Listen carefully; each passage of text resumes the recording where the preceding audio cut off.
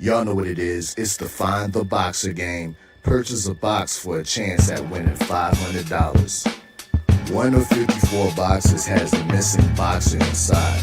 Purchase your box or boxes by Cash Apping $ usual 50/50. Include your box number, name, and email address. Your box number will be confirmed and sent directly to your email. Each box is $20 with a 1 in 54 chance of winning.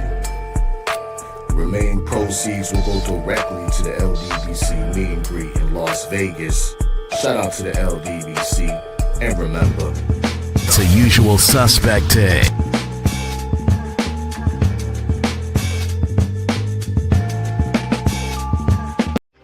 Y'all know what it is. It's the usual suspect 650-50 draw. Buy your tickets now for your chance at winning half the pot. Cash App, $ usual 50/50. Tickets are on sale for $10 for one, $20 for 3 tickets, and $50 for 10 tickets. Put your desired amount, name or alias, as well as your email address, and your tickets will be sent.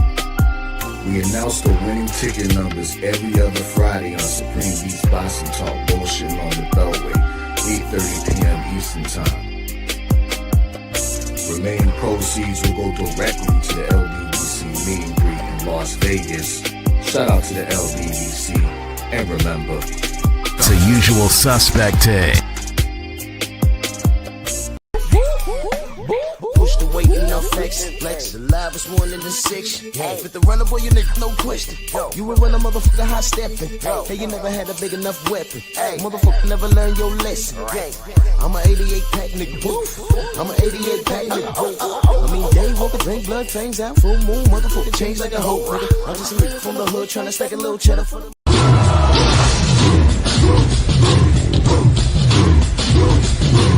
Yeah, come on!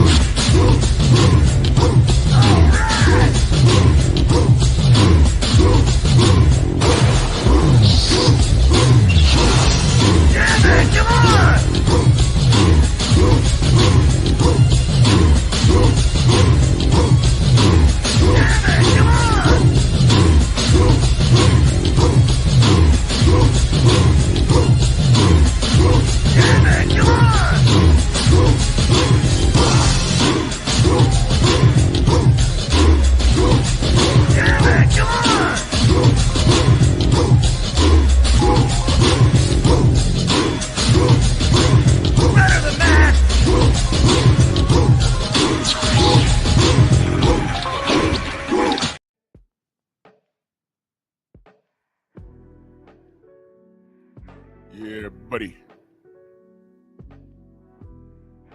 Yeah, buddy. Lightweight. Lightweight, baby.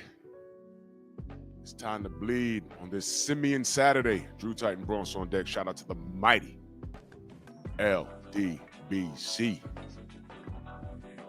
It's just something I decided to do. I didn't think I'd have to do them so fast back to back. You know, but the monkeys are out of control. They're everywhere, right? They're just coming out of hiding. You know what? They were never hiding. We were just very lenient and tried to ignore them and saying, okay, maybe they're having a meltdown, just a brief moment. But, you know, nah. 2024, they were revealed. People were revealed. And it's like a pot of rice. You put the rice in there, you put the water in there, then it starts to boil. You ever put too much rice in a small pot and you're like, whoa, it's too much, I didn't realize. Yeah, this is what's happening here. But they've always been here. So now I'm just gonna give them the attention that they asked for. Tim Bradley, shine those shoes, boy. If you know, you know. Yeah, that's a derogatory statement towards black people. Yeah, so I don't need to respect this dude. I no longer do. And here's the unique thing. Him, just like Oscar De La Hoya, just like Sergey Kovalev. I never said those are trash fighters. No. They're in the limelight for a reason. Tim Bradley's in the Hall of Fame for a reason. But every now and again, these athletes get beside themselves and they lose themselves. And this Negro here done lost his mind. And if you were on the fence about it at first, when this Negro got on his platform and said what he said about Teofimo Lopez, and he says, yeah, I know about the racial things, but no, ain't no buts. Shoe shine, boy. Ain't no buts. That right there. And what I'm seeing here is jealousy and abundance. He is no different from Paulie Malignaggi. Hey, Paulie. Hey, Paulie. Hey, Paulie. Brooklyn, Paulie. That light-skinned Negro that he wants to be, challenging Devin Haney to a bare-knuckle fight. Why would he reduce himself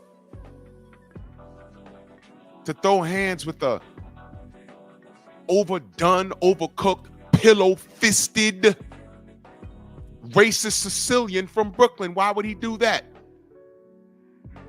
Devin's out here living his best life, making millions of dollars. Fight Paulie Mags for what? Because you're upset because you made a racist comment and got fired? Off Showtime, got fired? Nobody did that but you. This is the time for the European fighters. How did it feel, Paulie, when you finally had to break down and say what was what when Ryan Garcia got caught? Because you stood in the pocket. The only good thing that Paulie Malignaggi did do was he acknowledged that there's cheating in boxing. And being that was your stance, which was the only correct thing that you've ever done, you had to say the right thing when Devin was done a disservice by the sport. Then how he was treated by these hating ass fans and these race baiting fans. Not even race baiting, racist. So Paulie's been quiet as of late. But enter Timothy, shoe shine boy. You're doing the devil's work. In reality, what you need to do is purchase a Smith & Wesson. Right? Purchase a Smith & Wesson, a semi-automatic. Turn that son bitch around, put it in your mouth, and do the Lord's work. I have no time nor patience for niggas. So welcome to Simian Saturday. Number 2, Tim Bradley. Shine those shoes, boy. Let's do this roll call real quick. Mac of the South, Rick Blackwell, Vince Viborn, Darryl Big G, Shogun, Rod Neal, HC Boxing, Tat Lawson, MXC, G McCall, Jeff Spark, The Brothers UK in the building. Salute. Shamar, Kano Loco, Freedom's March, Stormy B-Man, EJ. Salute to you, man. Salute to all my brothers and sisters in the UK. Much love to y'all. DP Rocker, Steve Elder, Mac, Dion. Oh, it jumped on me. King Bonnie, Shaquilla Fields in the building. Salute, Queen. Harmonize. What's going on, my queen? Patrick. Shogun, Abdul Anwar, Speed Demon, salute. Snoop in the building, HMC. Abdullah. True Boxer Knight in the building. The blue collar guy, Brandon. Isaiah, Rashad, Tone, Eric Jordan, Stingy. Smash the like button, like and share the video. Maybe this will get back to him. Don't care. Tim can pull up. I have questions. This isn't going to be a roast session for however long I feel I have to go. I can't talk right now, Speed Demon. I'm like doing the show. My focus is on this fella right here. Drop me an email. My email's scrolling at the bottom. 1000slaps@gmail.com. Appreciate you, good brother. So, Tim Bradley. Shine those shoes. Dion, what up? Kawhi, salute.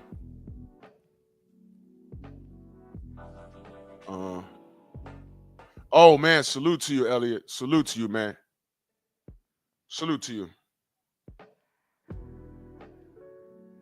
Salute to you, man. That's a blessing, man. That's a blessing, man. Much love, man. So if y'all don't know, some of y'all are young. Y'all don't know, but that term shine or shoe shine, it's a racial slur towards black people. It was around during like the Jim Crow era. It was an occupation that black people had. You know, used to shine shoes. Depending on what movies you saw, there was always some white man sitting down and like in a chair like this dude right here, and I shine those shoes real good for you. Or now put the foot right there and start shining shoes, man. And that was an occupation. Black people were servants, shine shoes. We were porters, doormen.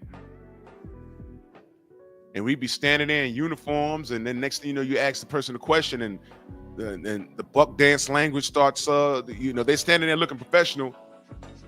Like, yeah, Harv, come over here. Yes, boss. Teeth all messed up. Did you see that car pull up there? That's right. He just pulled up there. That's Tim Bradley.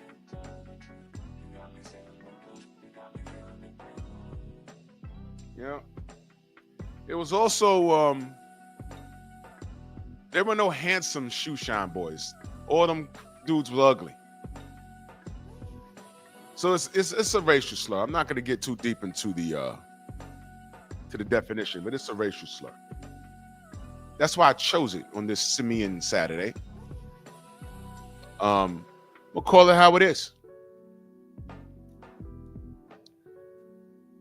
So I was thinking, what is wrong with Tim Bradley? You see, when you look at his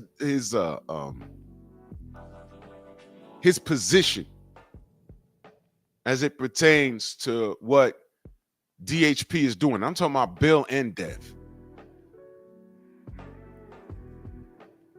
Because Devin is the product. Bill was the mind behind this.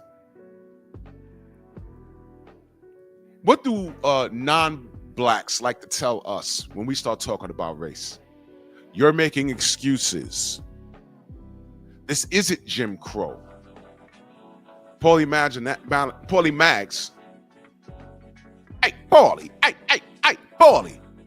He told us systematic racism doesn't exist.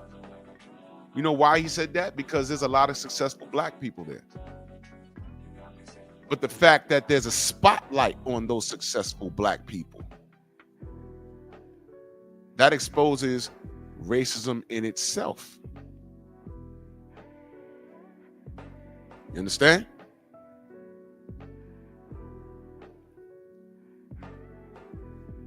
A successful black person is an anomaly in itself, especially when they get it out the mud in places like Europe, in America. When a white person gets it out the mud, it's just him being him. Only in America, right? So can we take advantage of opportunities? We can take advantage of every opportunity. But make no mistake about it, as long as I know West Virginia exists, we have to move a certain way. So no, we don't use racism as an excuse to remain where we are if it's not in the best of circumstances. But when we make a conscious decision to move forward, we have to move a certain way. And Tim Bradley knows that. He's not stupid. He's not. He's not stupid. He knows.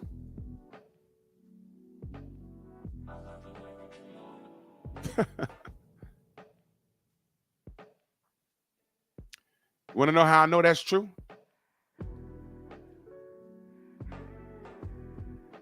Okay.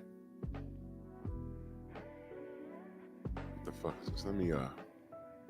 Okay. I'm going to take you back to an article was written June of 2020. I need you to listen to this. 2020.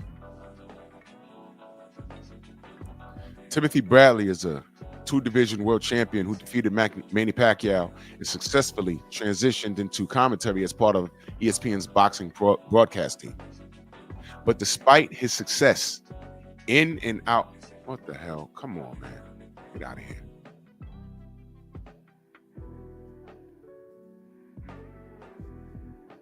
Get out of here.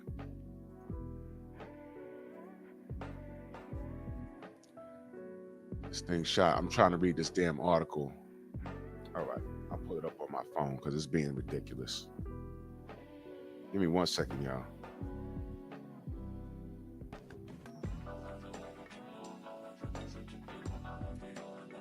Always some shit. All right. Sometimes when you read these articles, they throw these blockers in front and makes it difficult.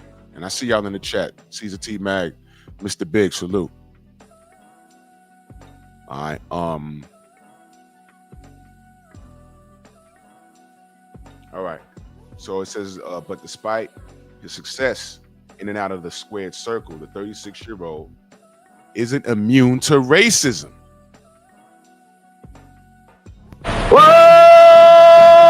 What?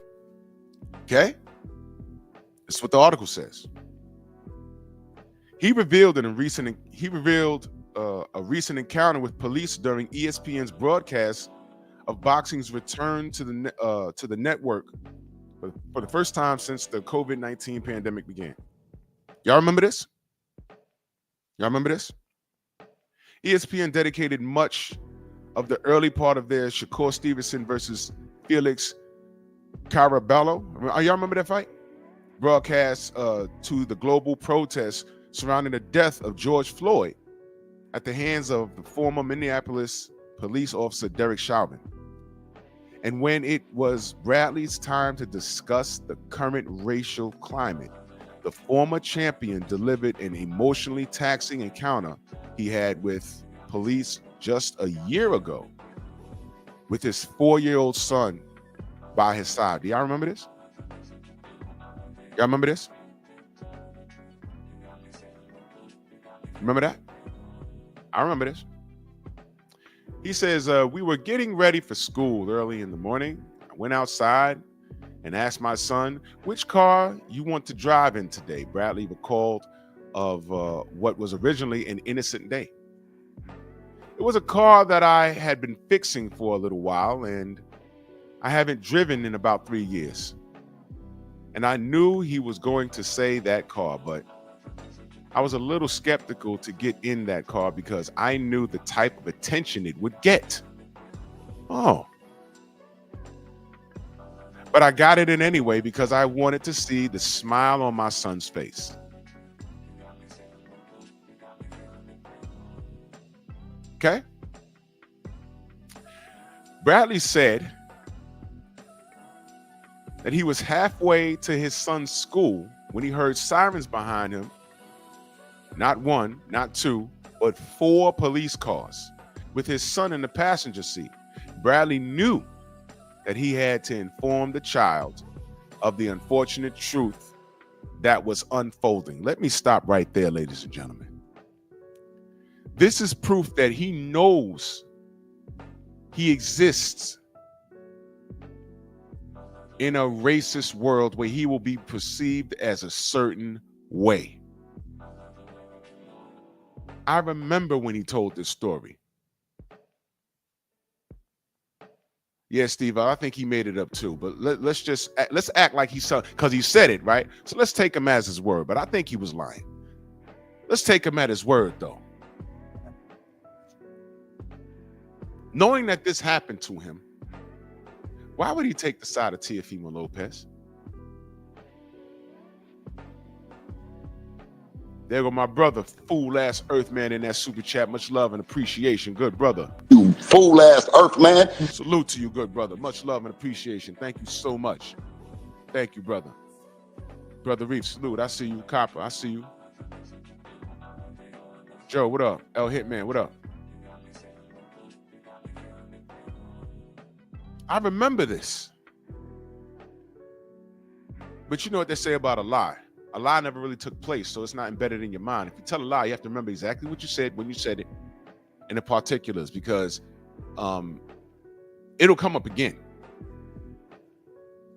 Case in point, if you lie to your lady, if you had an appointment with her and you ain't show up or whatever, you couldn't do it, and she asked you why, and whatever it is you tell her, remember that, because 5 years later, it will come up again. Oh yeah, like that time when we had to go to that place and you couldn't come because you said you was where again?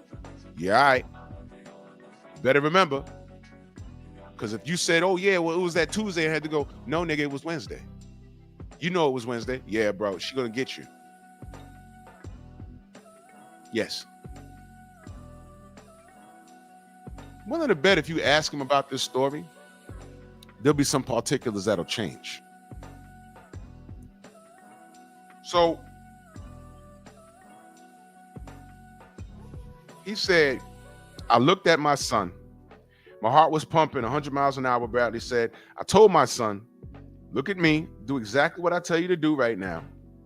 Don't say anything at all. Keep your hands up high. Keep your hands up high. Now, this is a man that done beat Manny Pacquiao, decorated boxing career. He was already going to the Hall of Fame. But now he's getting pulled over by 4 police cars and he's driving with his son in the passenger seat in a vehicle. I don't remember them disclosing what kind of vehicle he had, but he said he had been working on it for a long time. And he's driving his son in this vehicle to school. And that vehicle, regardless of what it is, it's the result of the fruits of his labor.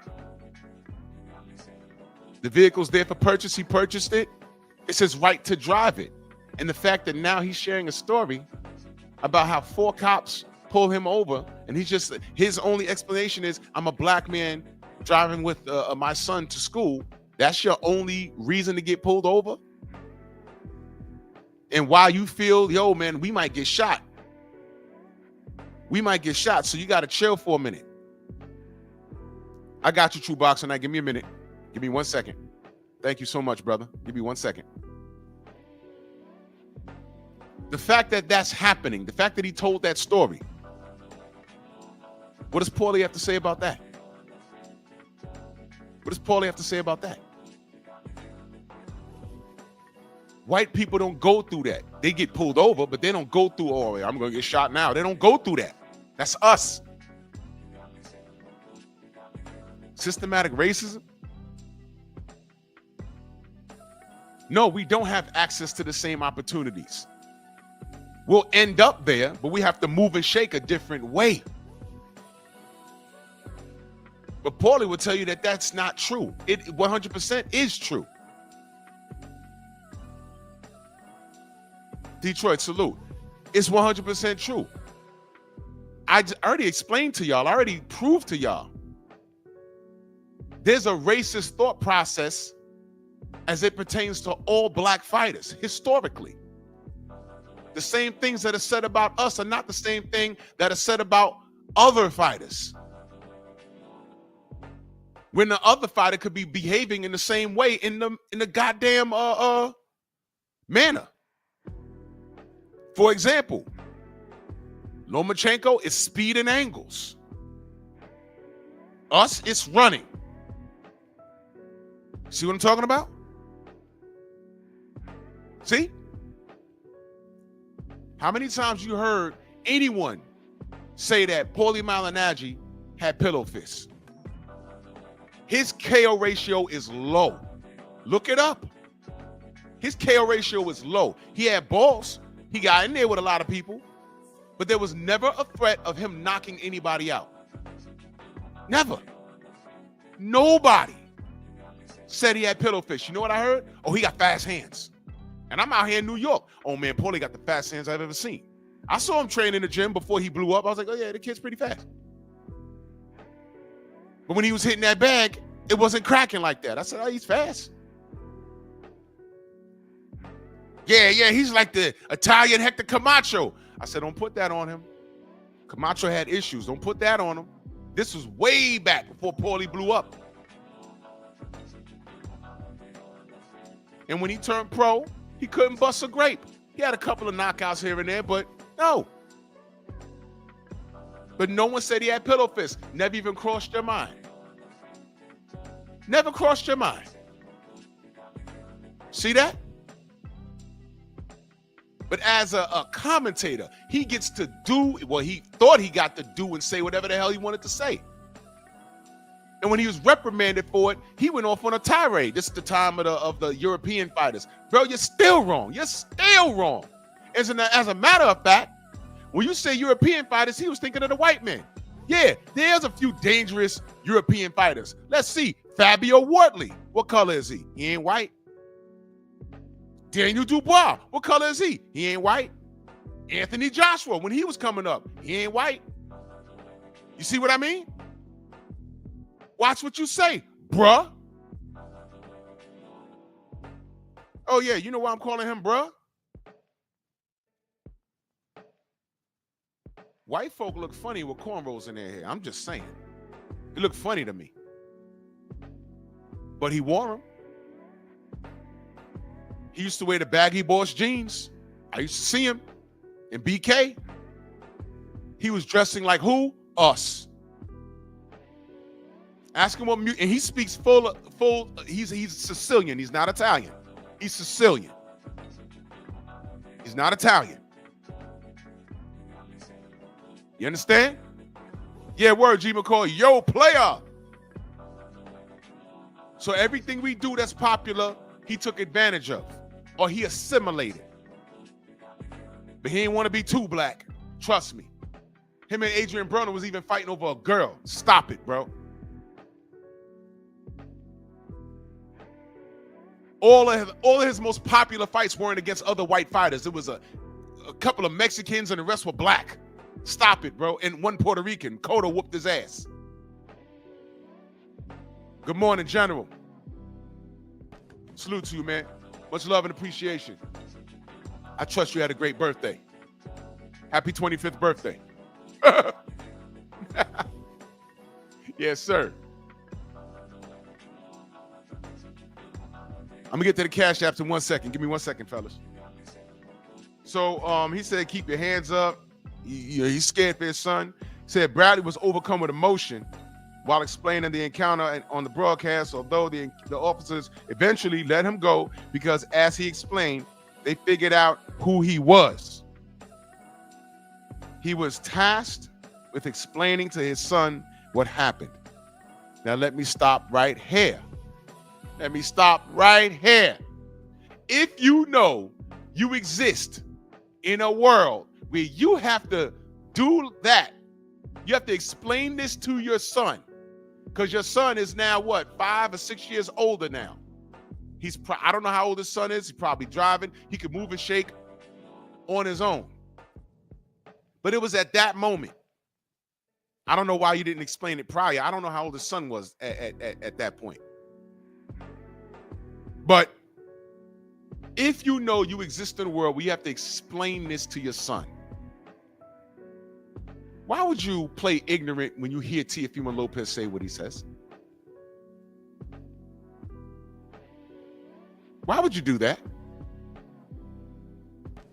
Jamal Charlo, you and your stupid ass brother, y'all are legit one and the same. Y'all share the same DNA. Race don't matter. Skills pay the bills. You came right to my city and cried racism. What the fuck is wrong with y'all?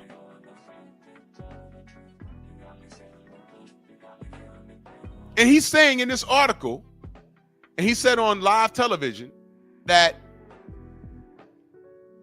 the police figured out who he was and they let him go. 4 cars, fresh off the pandemic. They must have been real thirsty. Oh, God, there goes one of those. Who's driving that car? Oh, my God, that's a tripped up, whatever it was. Let's pull him over. That was a black man with a bald head. Gotta be a gang member. Let's go get him. And this little nigga, because he's a little dude compared to me. Let's get him. Oh, wait, that's the Desert Storm. Let him go. Let me ask you a question, Tim. Because he's putting something on the police that we don't know. Watch this, y'all. Watch this. We don't know why they pulled him over. How about that? We don't know why he was pulled over. He may have blown a stop sign, took a yellow light, made a right turn on red in the place where you can't make a right turn. You get got in New York. Everyone come to New York with out-of-state plates to make a turn on red. You can't do that out here unless it's specified on the sign.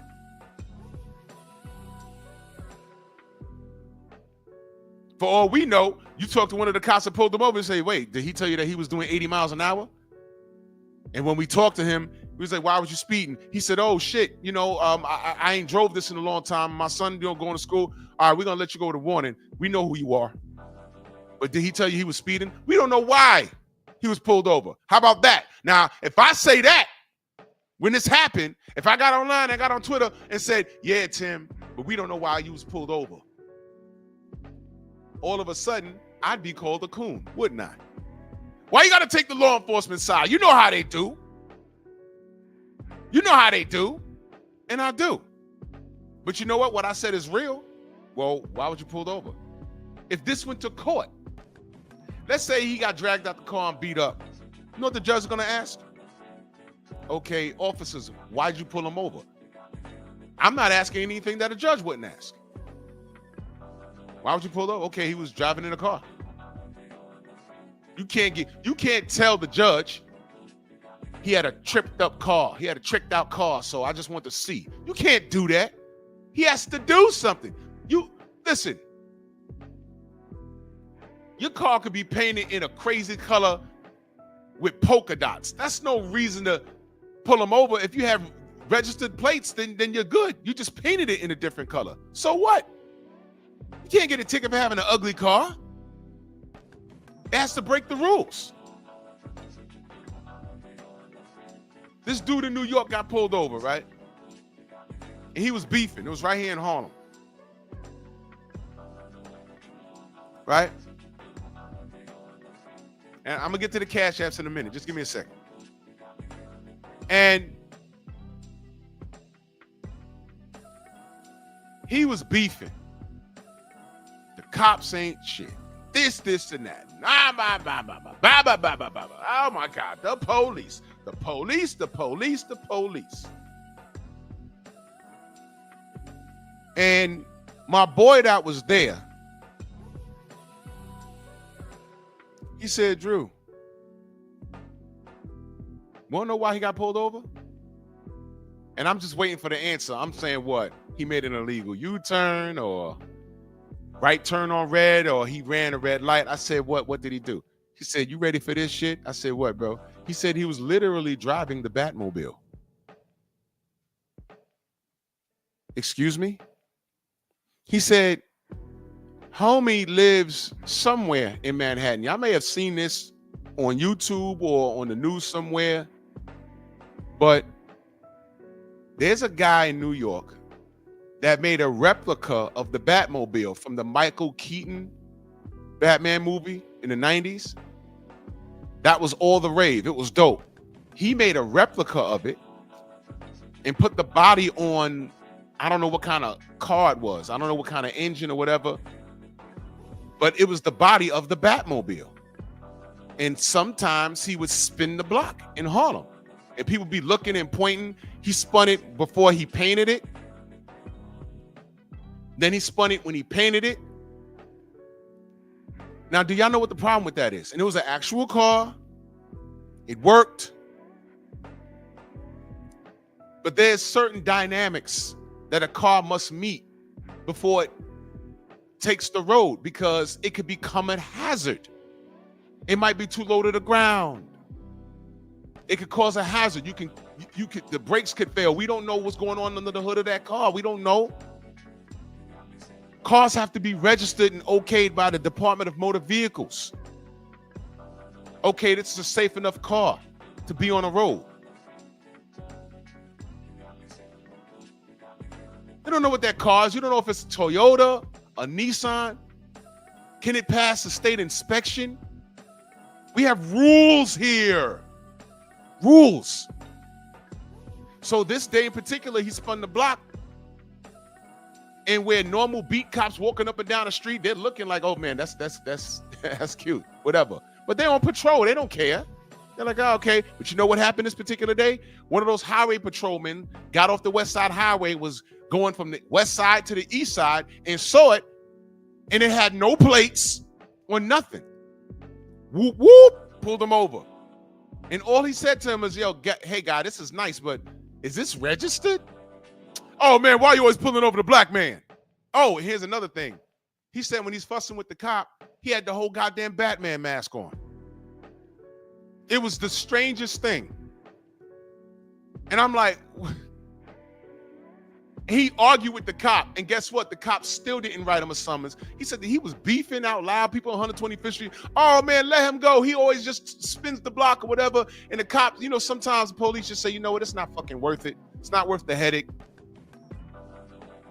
I'm just letting them know that you can't do this, man, because an asshole. But watch this. I was about to say an asshole cop will write him a summons and tow the car. He would be within his right. But watch this. Is he really being an asshole? Or is he doing his job? What happens if he's driving that Batmobile and the brakes fail and he run over somebody? 125th Street in the summertime is crowded. What happens if the engine stalls? Now he's in the fucking middle of the street. Traffic, he's holding up traffic. Anything can happen. So he was just letting him know. And watch this. Maybe he wasn't known. Maybe he just didn't know. There's grown folk walking around here breaking the laws every day. I don't know. Case in point. The first time I went to Los Angeles, I was down by the Staples Center. Light turns red. I said, I'm across the street. I run across the street. I notice I'm the only nigga in the middle of the street. Everybody at the crosswalk. I got to the other side of the street. I don't know where this cop came from. He fell out the sky. He said, hey, can I talk to you? I said, uh-oh, it's LAPD. We heard stories. We've seen you, motherfuckers. I went over there. Yes, sir. He said, you know why I'm talking to you? I said, nah, I don't know. He said, say that again. I put my hands up. I said, I ain't saying anything, sir. He said, no, I hear your accent. You're not from out here. I said, nah.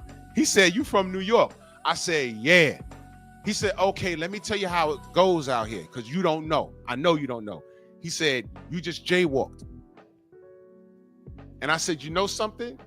When I got here, I noticed I was the only dude running across the street like that. He said, yeah, we take it serious out here.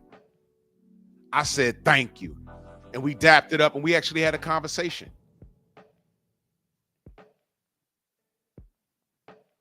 I wasn't wrong and strong. I wasn't, oh man, why you gotta stop the black man? No, I fucking jaywalked. I broke the law.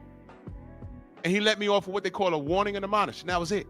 But you know what happens with a lot of niggas? They talk themselves into a summons, and they talk themselves into getting locked up. So that highway patrolman, as it was witnessed, the highway patrolman said, hey man, look, you can scream and holler. I'm not wrong. You out here, you could kill somebody. Look, man, go park it. He just ended up telling me, look, here's what you're gonna do. Since you got an attitude and everything else, take this shit off the block. Wherever you live, take it home. I don't want to see it on the block no more. Now everyone said, oh man, the police always fucking with people, he wrong or whatever. No. He wasn't wrong. He was right. So we don't know what Tim did to get pulled over. But according to him telling the story, he's basically saying he was pulled over for no fucking reason. But the point is, he was scared to death, wasn't he? He went on to say, what did he say? Okay, all right. Go to what his son, what he said. He told the son, my son asked me why they pull us over. And I said, son, they pulled us over because of the color of our skin. No, Timmy, really? Timmy, really? They pulled you over because of the color of your skin? And the type of car we're driving, Bradley said. And I told my son at 4, oh, his son was 4. Okay. I said, you might not get it now, but you'll get it later. My father shared this same story with me 30 years ago. And I just shared it with my son a year ago.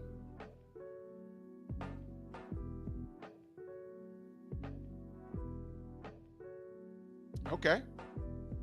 Now, Tim, knowing that you exist in a world like that, Why would you side with Teofimo Lopez? That's my question to you.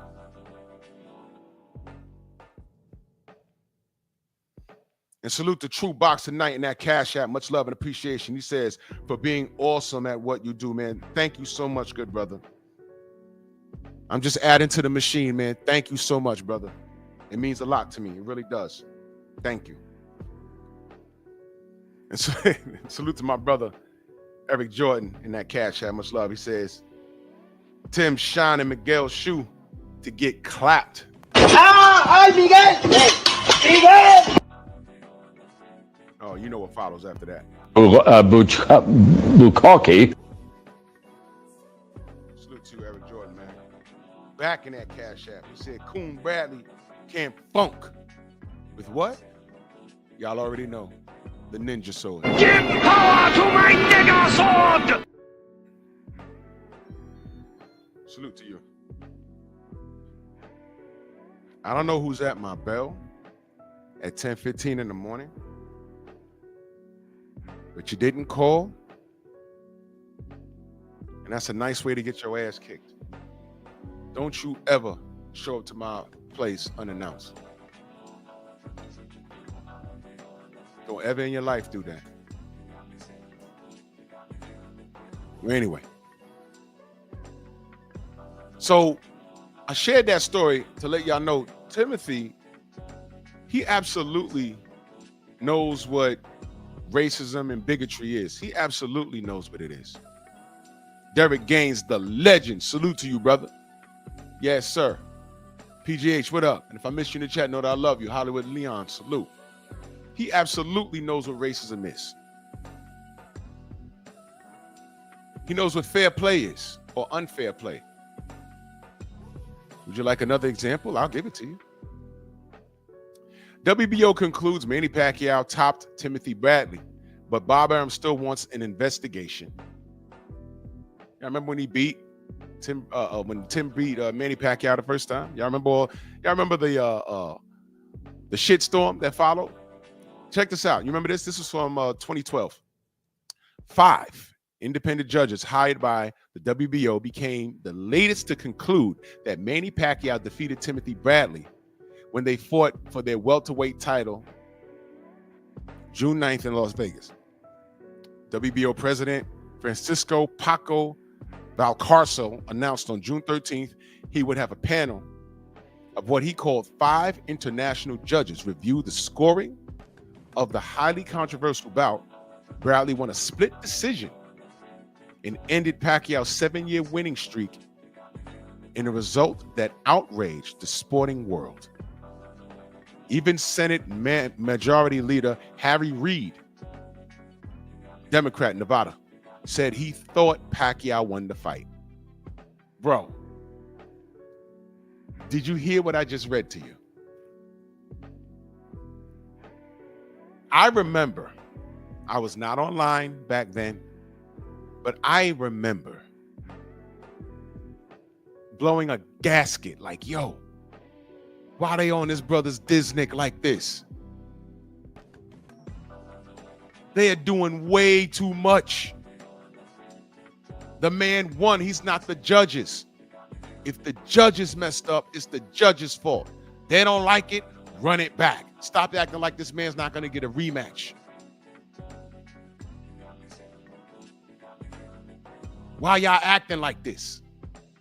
My brother won. That's what I was saying. I went to work that day, that Monday. Oh man, you think Bradley won? You think Bradley won? I was like, I'm not a judge. Oh, you pleading the 5th? I said, I'm not a judge. Be mad at the judge. And while y'all mad at the judge, I'm clowning. Your man lost, because there was a lot of Pacquiao fans where I worked. There's a lot of Pacquiao fans in the precinct. I said, nah, okay. They were really Floyd Mayweather haters. And when this fight was signed, it was like, oh, yo, that guy Tim, he's going to get knocked out. Oh, he's going to get knocked out. I'm telling you, oh, the left hand. Oh, I'm like, all right. Everything you say, I'm going to hold it on you. going to hold you to it. Oh, what happened to your man Marquez? I said, yeah, I thought he won the second fight, and I definitely thought he won the third fight. But y'all got that. I told everyone that would listen after the first fight, I said, you know what? Manny might not want to do that again. There was no 3 knockdown rule. Marquez versus Pacquiao won. Broke his nose in the first round. Marquez came back and fought to a draw. And I said, you know, Manny may never want to do that fight again because Marquez is going to eventually get him. The second fight, he got dropped twice, but I still thought he won. But you can't unsee those 2 knockdowns. I gave him that. That third fight, clearly Marquez won. I said, I ain't going to argue with y'all because y'all casuals. I'm not going to argue with y'all. But I'm telling you, they have a draw and Manny won twice. Don't do it again. And instead of fighting Cotto in a rematch, and instead of fighting Floyd for that $40 million flat, he fought Marquez a 4th time. And I told him, I said, yo, this is it. I'm telling you, something bad gonna happen to your boy. He should have stayed away from this dude. Then I found out about the drug testing, because by then OSDT was hot in the streets and Manny's KO streak stopped. And I said, something bad gonna happen to your boy. And that Monday I came to work. I was like, oh, what happened? Oh, what happened? Yo, man, that's bullshit, man. He was on steroids. I said, he wasn't caught. I said, give it about a week or 2. We'll see. Nothing happened. He may or may not have been juicing. Hell, I mean, look, I'll say this. Juan Manuel Marquez had a lot of back knee. I picked that right up. I said, ooh, uh-oh. But you know why Manny Pacquiao didn't harp on drug testing? Why do you think? Because he was so resistant. Drug testing was why he didn't fight Floyd Mayweather, which is what I've been saying. Remember, to be the best, take the test? But it's Floyd Mayweather, and he was black. And it had a lot of niggas on that side of the fence. Brittle hands. He's a runner. Calling him gay runner. Remember that? All over the internet. Gay runner. I'm like, all right, well, to be the best, take the test. Oh, he gay. To be the best, take the test. Oh, he gay. He beats women. To be the best, take the test. Oh, well, he disrespects his father. To be the best, take the test. All of this stuff you talking about, meanwhile, that man's undefeated. And the only person you tell me that can defeat that guy is Manny Pacquiao. Manny Pacquiao's holding up the fight. Oh, well, he's running. He won't sign a contract. What contract? By then, I was knee deep in YouTube. I found 78 78 Fight News. That was his first channel. In Carcino, who has a relationship with Floyd Mayweather.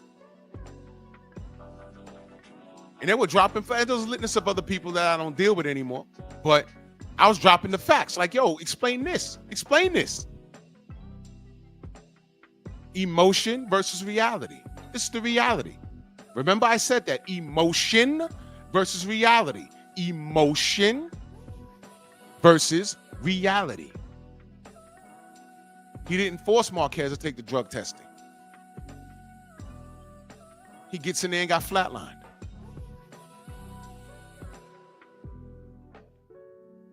And I came to work, and all they could say was, yo, come on, man. You acting like Floyd Mayweather did it. I said, please don't act like I'm not a supporter of Marquez. Because every time they fought and Marquez was on the losing end, y'all came in here and y'all got on me about it. And I could take it. I'm a grown man. I said, man, he looked like he died over the weekend, and y'all in here like he died. Y'all have thought one of us got shot while performing our duties. What the fuck is wrong with y'all niggas? I mean, seriously? You should have saw the mood in the locker room because they knew I was coming to work. Every time Floyd Mayweather won, I'd go into the locker room and be like, money. They'd be like, oh, God, yeah. Yo, but he ran. He can't get no knockouts. Hey, okay. He won, though. He's trash. Tell Manny to fight him then. Well, he's running. He's ducking. How do you know? Then I hit him with the facts. All he got to do is sign. I was so glad when Floyd cornered him in Miami during the Heat and Bucks game. Cornered him. Oh, yeah. When Marquez knocked him out, their only comeback was, why you acting like Floyd did it? No. But my boy Marquez did it. And y'all know I'm a Marquez fan. Y'all know that. Y'all got to eat that. Then when they finally fought, yo, come on, man. Manny was washed up already. You see, so my point is, Tim, you can do no right. These motherfuckers had a whole panel voting on that first fight with Manny. And I said, I'm standing in the pocket for my brother Tim Bradley. That's what I said. That's what I said.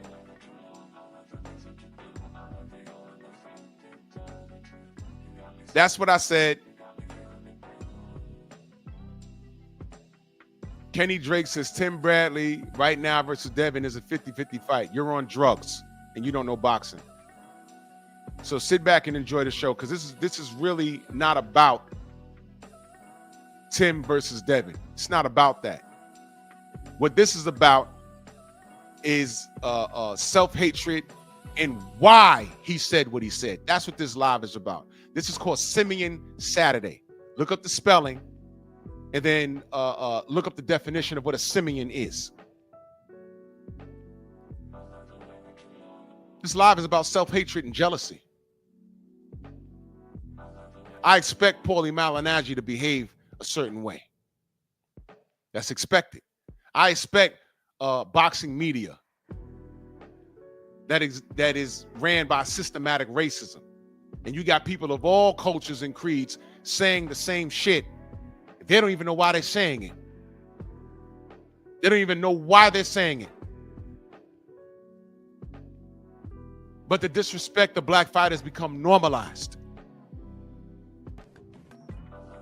Tim Bradley, you was driving in a car with your 4-year-old son. You had to have a conversation with him at 4 years old. Why? Because of the world. Because that's just how it is. And it's not going to stop.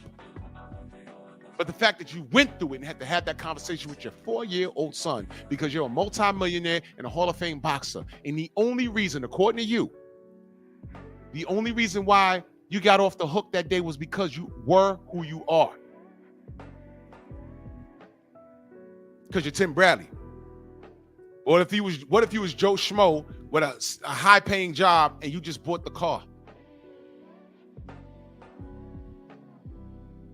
Are you saying that Joe Schmo don't get out of there?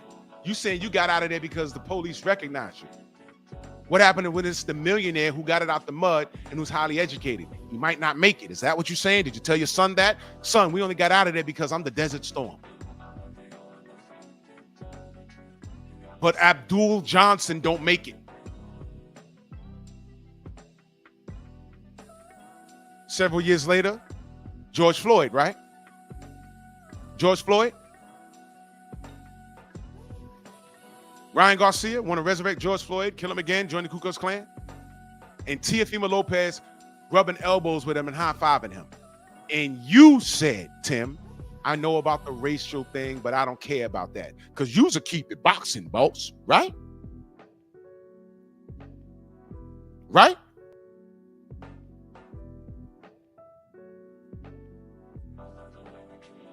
Okay.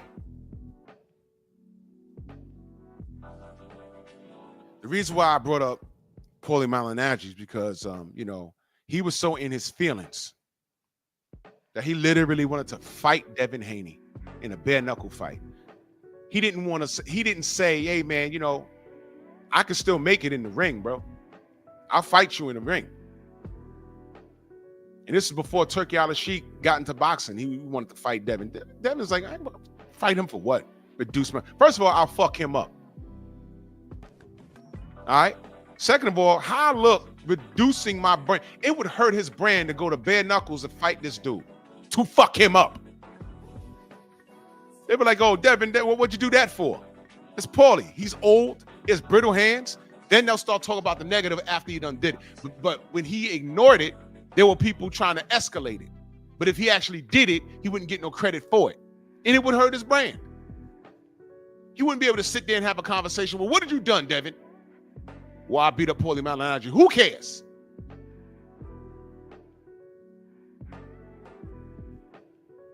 And all I'm saying is, what did you see? This is what I'm saying. No one ever asked this question. You ready for this question? Here's the question.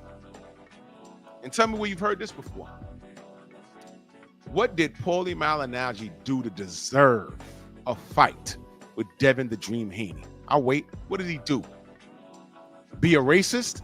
Get thrown off of Showtime Boxing? Beef with YouTubers?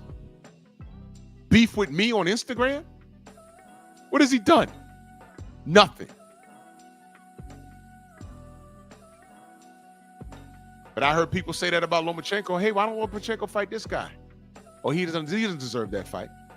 What about Orlando Salido? Run it back with him. Oh, he don't deserve that. I'd say he beat him already. Why don't you tell him to run it back? But it's the time of the European fighter, right? Yeah, the black ones. Oh, he don't deserve to fight Manny Pacquiao. That was people leading up to the Bradley fight, Bradley Pacquiao. They were talking about, there were people saying, I don't even know who Tim Bradley is. He don't deserve it. We want Floyd. I'm like, yeah, well, he won't fight Floyd. So I guess it's the next best thing. And I laughed because I said, man, this is what? He's finally fighting a black American champion in his prime, and he fucked around and lost. Tim ain't the judge. Why y'all blaming him?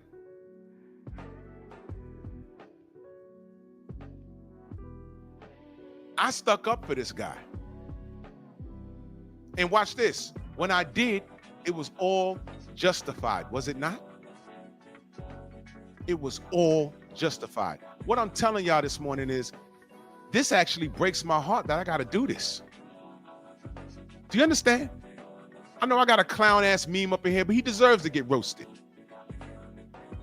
I would love to talk to Tim Bradley. Somebody tag him. I want to know why he's behaving in this fashion, because it doesn't make sense. Unless his conversation sounds eerily similar to Paulie Malignaggi. I keep saying that.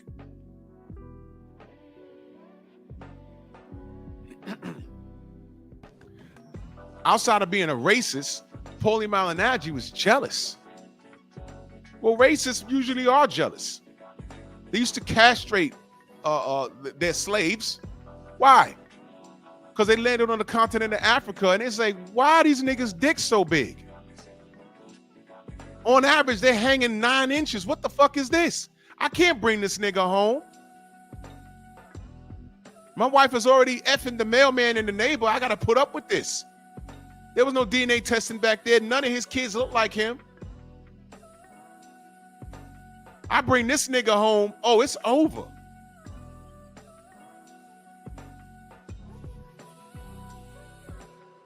Dude's getting castrated because while he's plowing the field, and listen, they would take the, do y'all know what sagging means?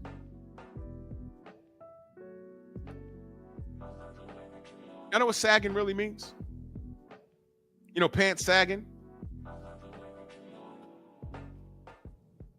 I just put it in the comments section. Spell that backwards. And you see why you shouldn't let your grandkids, your kids, your nephews, your diked out nieces or daughters, whatever, the last thing they should be doing is sagging their pants. Spell that backwards and what you got. The reason why they took our belts away and let our pants sag while we was in the field was because it was harder for us to escape while pulling our pants up.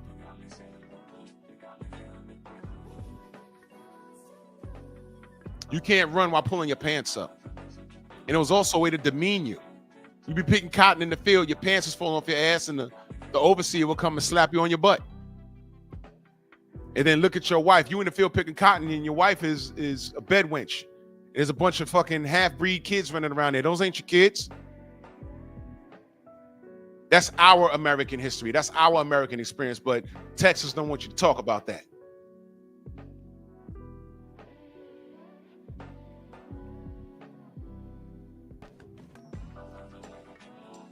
Tim, you know about that?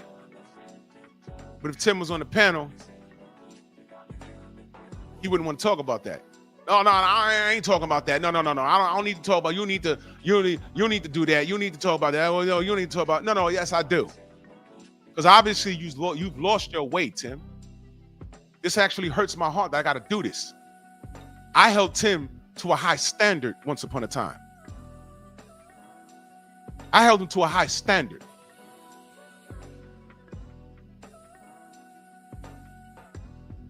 Now I got to let him go.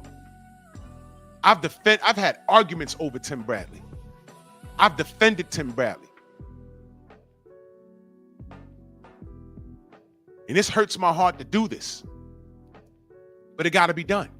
Because what's happening now is the only people that are agreeing with Tim Bradley are the racist motherfuckers that can't stand DHP.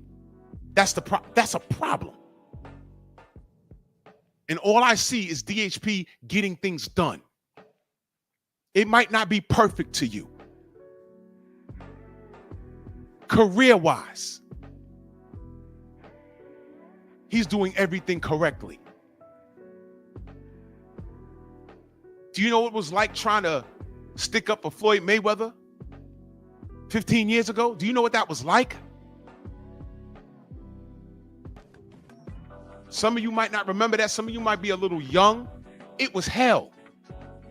Because every time I tried to keep it boxing, what do you think came up? Him beating women?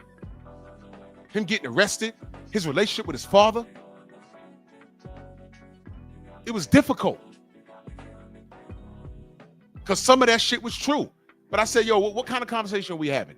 Boxing? Or him as a person? Oh, well, this is why I can't talk boxing, because I'm distracted by what he does outside the ring. I said, okay, well, I'm not going to change your mind about that. I'm talking boxing, though.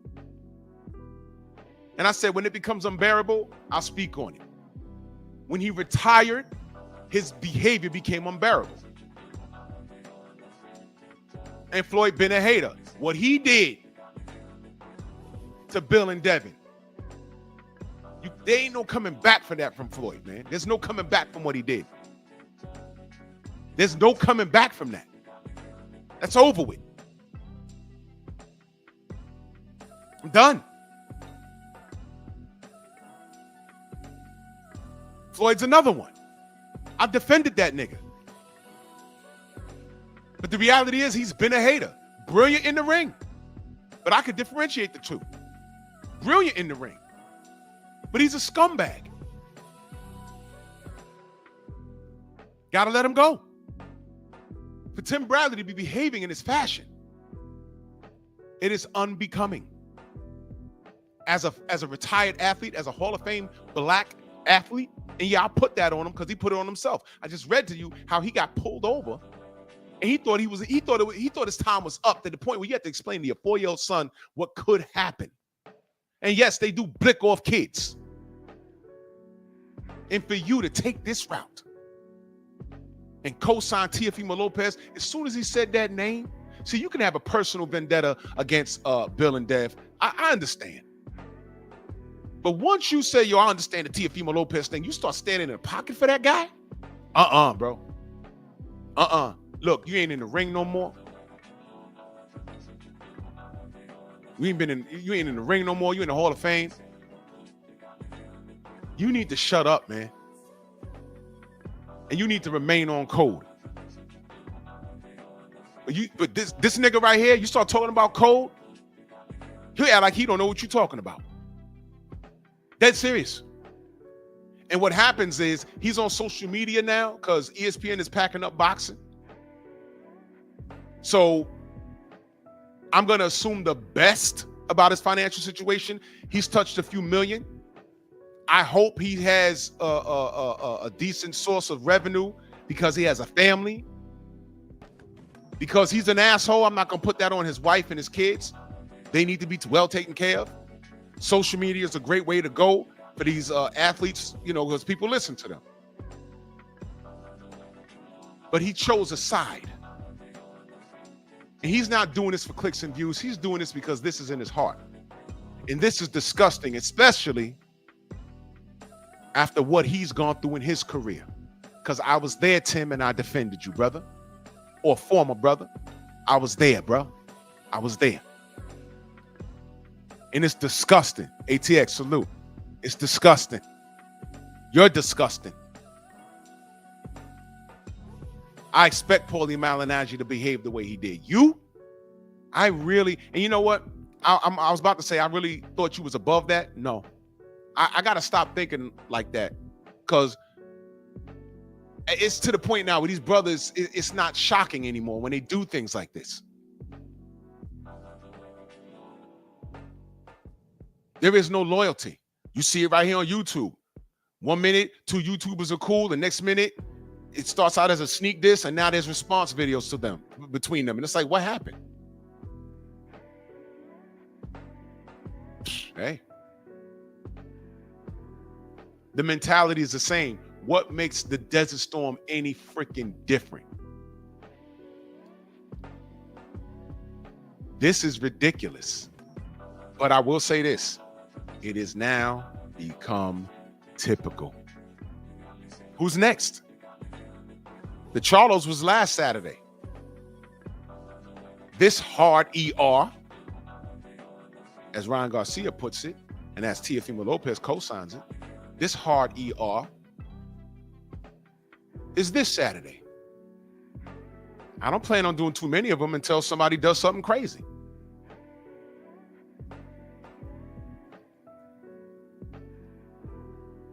So they launched a whole investigation back then. CJ Ross, that name sound familiar?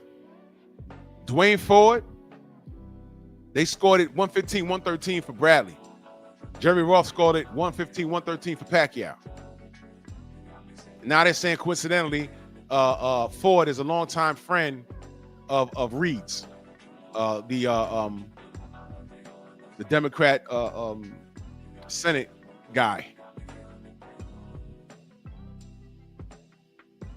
The outrage at the call was so great that less than 24 hours after the bout was concluded, top-ranked promoter Bob Arum told Yahoo Sports he would ask Nevada Attorney General Catherine Cortez Masto to investigate the fight. Tim, they were calling for an investigation over your win over Manny Pacquiao. They went hard on him. Y'all remember this? Tim, I know you remember this. Because everybody that is asked, they say, man, what about Tim Bradley versus Pacquiao? They say, man, Manny won all 3 of those fights. Know what my response to that is? No, he didn't. He won 2. He won 2. And people get mad at me. Oh, but you saw it. You saw it. You saw it.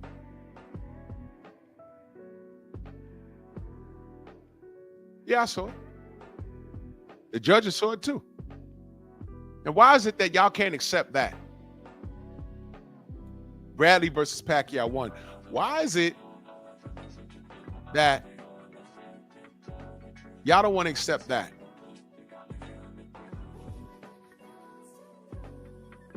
But didn't one of those judges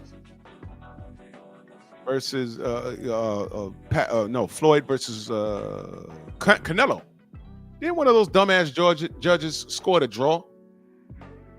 I'm like, where? Right? Didn't they score a draw for Canelo versus Gennady Golovkin in the first fight?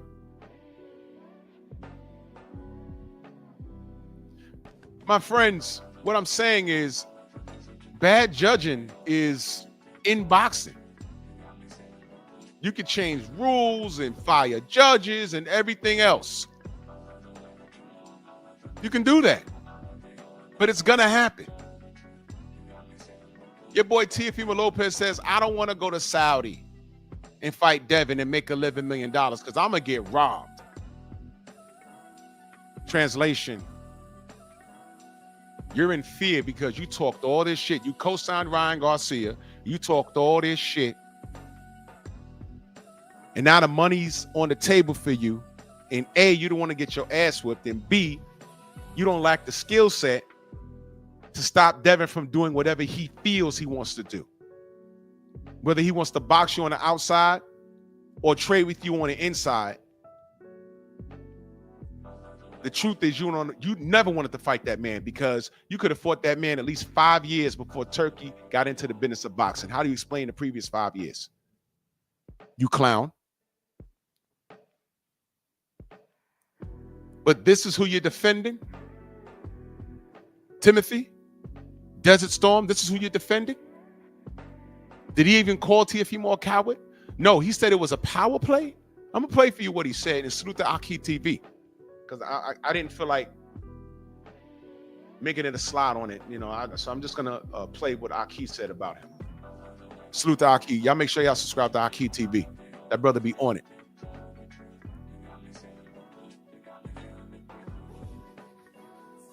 I made sure I got a few articles about Tim. This is random. This is from USA Today. Tim Bradley no longer living the dark days. This is from 2014. Tim Bradley seems confident, content, usually smiling. It's a far cry from the Bradley of a year and a half ago. Back then, Bradley was a few months removed from his controversial split decision victory on June 9th versus Manny Pacquiao.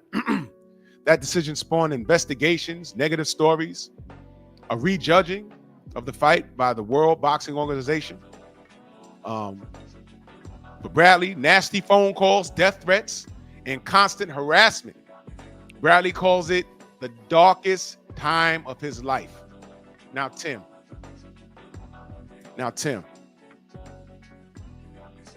I was there for all of this. They were calling his wife out her name, threatening his kids, threatening him. And I said, man, all of this, my co-workers were laughing at this. This wasn't funny. This wasn't funny.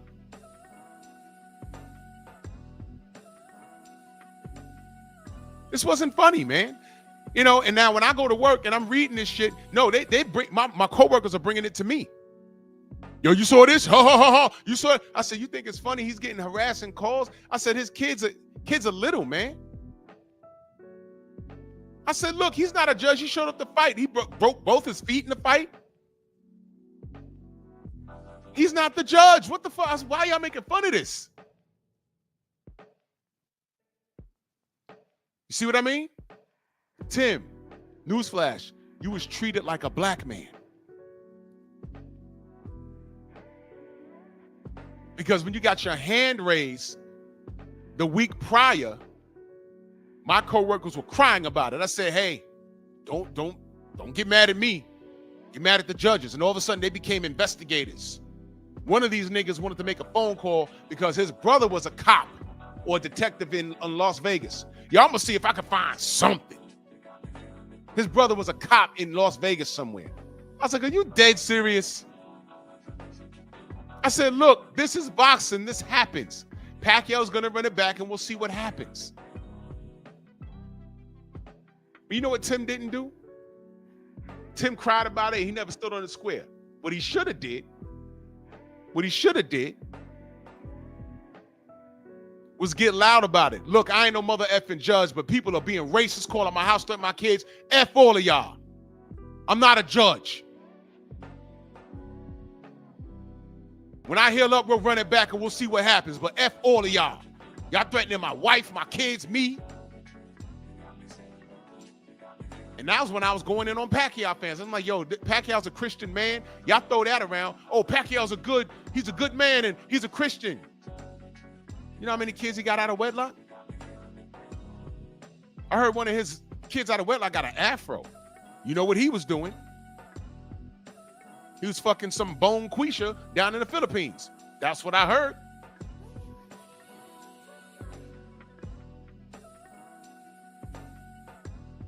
Cheated on his wife.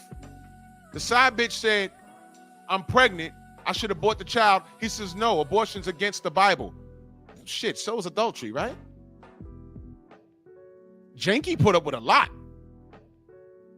But shout out to Janky, because when Udenis Ugas whooped his ass and he couldn't see, he looked super Asian. That's how lined out his eyes were. But who do we see feeding him soup because he couldn't see the bowl? Janky. Janky's the victim. But we don't want to talk about that, right?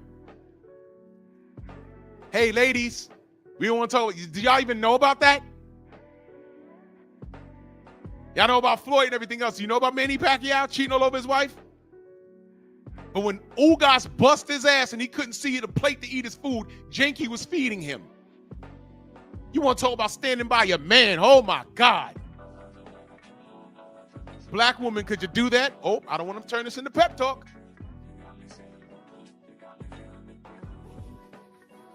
Yeah, she see that, those millions he had coming in. Okay. And guess what? He about to fight Mario Barrios. Janky's still there. She was there for every win, there for every loss. I should do a live about Janky Pacquiao, right? Janky's a real wife, while some of you sisters are just acting janky. Jinky versus janky. You heard it here first. I'm going to do a video on that. Janky versus janky. I'm going to show Janky Pacquiao with her kids. And then I'm going to show how janky these American women act. Janky's a real one. She's a wife and she's a mother. That's it. She ain't twerking online. Y'all can't even tell me how her voice sounds. She's out the spotlight. Do y'all know how LeBron James' wife look? No. She said, look, I cook, I clean. He dunked the basketball. Y'all don't need to know me. I bet y'all didn't know LL Cool J was married all this time. Y'all don't even know how she look. Guess what? She don't look like any of the women that be feeling on him in the videos.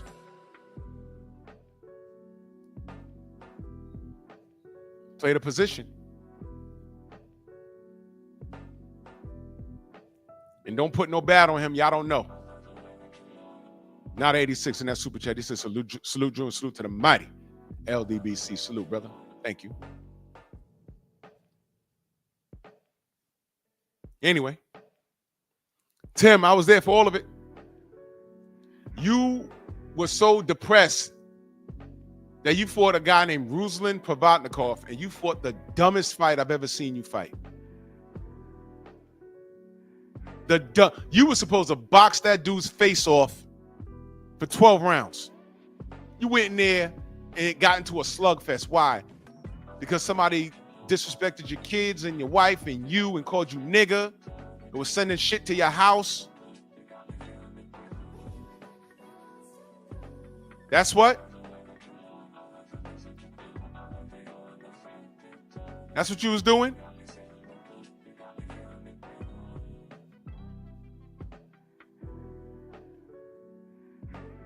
That showed me that you're mentally weak.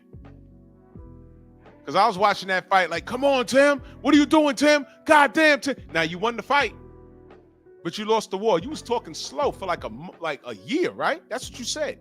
You came back and fought Juan Manuel Marquez and put on a master performance. A master performance. I was proud. And I got so much love. I tell y'all, Marquez is not only one of my favorite Mexican fighters of all time, he's one of my favorite fighters of all time. And you schooled him. I applauded you, man. I said, man, that's the Tim I know. See, that Tim Bradley, Provodnikov couldn't even compete with that Tim. Why did he let his mind get in the way of what he was supposed to do that night? He could have killed himself.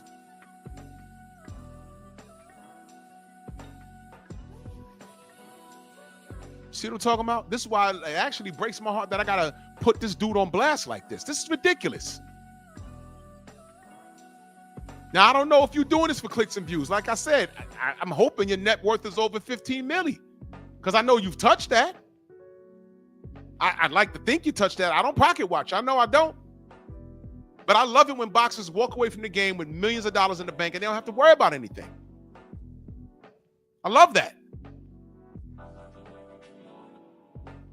So if you're not doing this for money, why are you on this side of history? Why are you doing this? Jealousy. I'm looking at what Paulie Malignaggi said and what he was doing and attempting to do, and it's mirrored. You're doing exactly what he did. The difference is you're black. And if you ask this nigga why you behaving in this fashion, he'll he'll dead the conversation. Oh, no, don't do that. Don't do that. It's not about that. We're talking boxing. Okay, let's talk boxing then. You really think this is a power play off of Teofimo? You really think that? Well, you know what? Go talk to Tio's #1 fan / his family member, as he put it. Go have that conversation with Punch Drunk Boxing. Uh-oh. Go! Because he said the realest shit I ever heard. Y'all all heard it by now. Matter of fact, it might be on this Aki video. Let's play what Tim had to say. Tim Deatherstorm Bradley. Hey, let me just say this real quick. Who in the hell is scared of Devin Haney after that last performance? Shit, I come back at 147 or come back at 145. Shit. Scared of Devin Haney after that last performance? A man scared to get hit. Now, why would you say that, dude? Hence, shout out to Trill Bill. His response is, we got some money for you, Tim. So you know who to call. You said that. Basically, challenge accepted. I don't know where this is coming from. I don't know why you're saying this.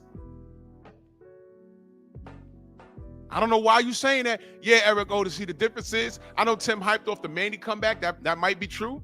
But you know what the difference is, though? Manny,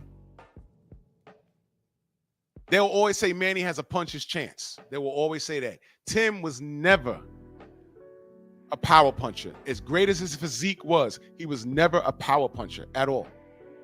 He never had that reputation. He had a reputation of having a good chin, being a warrior, right? A power puncher, he was not. And as you age, as much boxing skill as you have, he's how many years removed from the ring? He's chubby now. He told Champside, when Champside asked him, do you still work out? He said, hell nah. He didn't say no. He said, hell nah. It ain't nothing for him to get back in shape. And in 3 months, he might look like the old Tim Bradley. But hell, Muhammad Ali looked really great in 1980. But it was 1980. It wasn't 1965. It was 1980. You understand? It's crazy work. So Manny, there's people that are picking Manny to beat Barrios. And if he does, they will say it's not an upset. There were people picking Jake Paul to get slept by Mike Tyson. I said, look. Y'all need to stop this. Mike Tyson is 60. He's not beating Jake Paul. And with all the other factors, I believe they had an agreement not to knock each other out. Had that man buck broken, he turned around on the camera while talking to his son. Did y'all peep that? Because at the end of the day, Jake Paul gives a show, right? Why the fuck did they have Mike Tyson's son talking to him, his son talking to his father, and when his father walks off, his naked ass is out for the world to see? I'm like, do y'all even understand what was just done? Do y'all get it? I know. I'm just looking too deep and I'm talking about the race thing. I just told y'all what sagging is backwards. Michael Fleming, salute to you. I'll check it in a minute. Louis Hanton, salute. If I miss you in the chat, know that I love you. I just told you what sagging is backwards.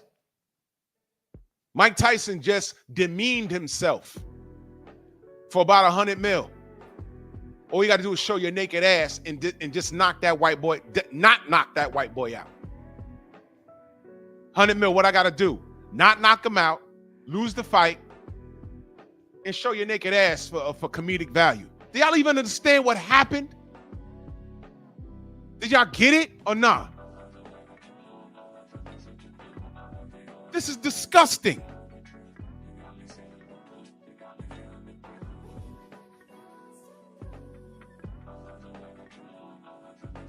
Everyone laughed. My phone blowing up. Oh my God, you saw that? I said, y'all laughing? And a lot of my friends knew where I was going, so they didn't even respond. Y'all laughing at that? That's funny.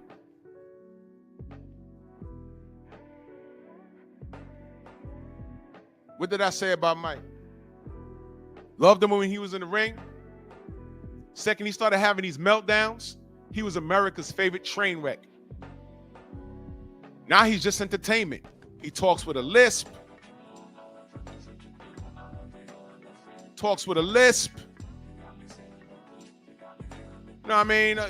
The Mike Tyson Mysteries, that cartoon is funny as hell. The writing on that is funny as hell. I will get, if y'all never saw the Mike Tyson Mysteries, it's funny as hell. The writing is funny. But that's a cartoon. This real life shit, it's not funny. This was one of the most dangerous and celebrated fighters of all time. One of them. I do have like issues with his boxing career, but I did not like how he was treated by the media outside the ring. And he wasn't mentally prepared to deal with it. Floyd Mayweather dealt with the media just fine. And they didn't like that he wasn't bothered by anything. They don't like that. Just like Devin Haney. So why is it that Sean and Radio Raccoon couldn't say that in comparison to Floyd? You know, Floyd was an asshole and Floyd was made to be boring in the ring, but damn it, the media didn't bother him. And yo, you know, Devin Haney's the same way. Yeah, Devin's not bothered by y'all. Devin is the complete polar opposite of Floyd Mayweather. Floyd Mayweather and Andre Ward were active at the same exact time. They got the same amount of hatred for different things. Andre Ward didn't do anything remotely close that Floyd Mayweather did, but they received the same kind of hatred, the same venom, and neither of them were bothered by it. And when they can't break the black man, they turn to women. Shout out to the Godfather. Fellas, what do women do when you're not interested, when you don't want to work with them, when you're not interested, when you're resisting advances, and you don't want to, what they do? Oh, you gay anyway. Oh, look at your shoes. Look at your car. You need to shave. You ain't all that. You probably got a little dick. You hate your mama. You gay. Just 5 minutes ago, you wanted my phone number. Shame, insults, guilt, and the need to be right. Ma, I told you no because your wig lopsided. Now, I wasn't going to say anything. I just said no thank you, ma'am. And now you're mad. I wasn't going to say anything. But because your wig is lopsided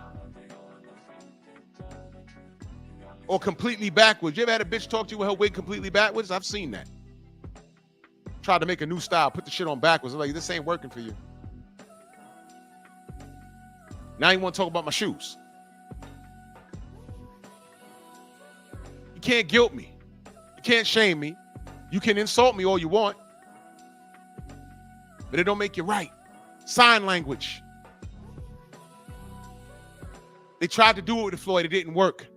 They tried to do it with Ward. It didn't work. Now those two men are complete polar opposites, but they put them in the same bag. And that's what Radio Raccoon did. Why does Floyd Mayweather keep coming up when you talk about Devin Haney? Y'all didn't even like him. Why y'all not saying, hey, y'all talking about Andre, at least he's not Floyd? Y'all not looking at Devin Haney and saying, well, you know, he's not Floyd at all. At least he was undisputed. At least he's chasing greatness by way of the resume. Y'all talk about all the negative shit. Y'all never talk about what he's doing good. Y'all never do. Tim, Devin Haney went to Australia and dominated the guy that beat the dude that you're bigging up in his hometown. I told George Kambosos, you need to come because you're fighting Richardson Hitchens in New York in the back row. Do y'all know he's the road warrior technically? And pun intended, Mad Max, Mel Gibson, the road warrior. Y'all remember that movie? I know Copper remembers. I know Stormin remembers. The movie takes place in Australia. Post-apocalyptic thing, the world was ended and people are just fighting to survive. I said, you should come to the ring dressed like Mel Gibson, because Mel Gibson is, for those of you that don't know, because he's been in America so long, he don't have an Australian accent anymore. He's Australian. You look at the Road Warrior, you might get Mad Max, the Road Warrior, the original one. You might get confused because that's an Australian accent. That's Mel Gibson's accent. He's Australian.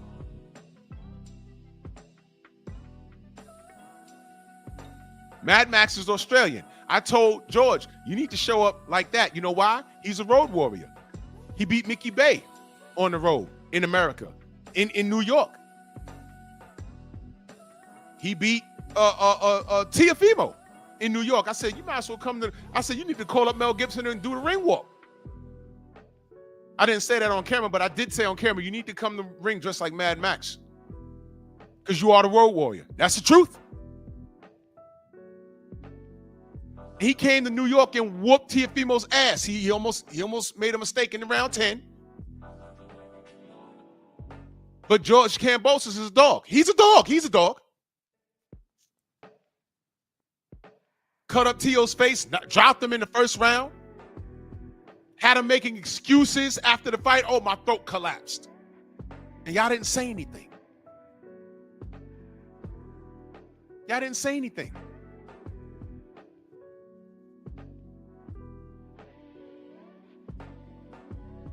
And Devin had to go to Australia against his better judgment.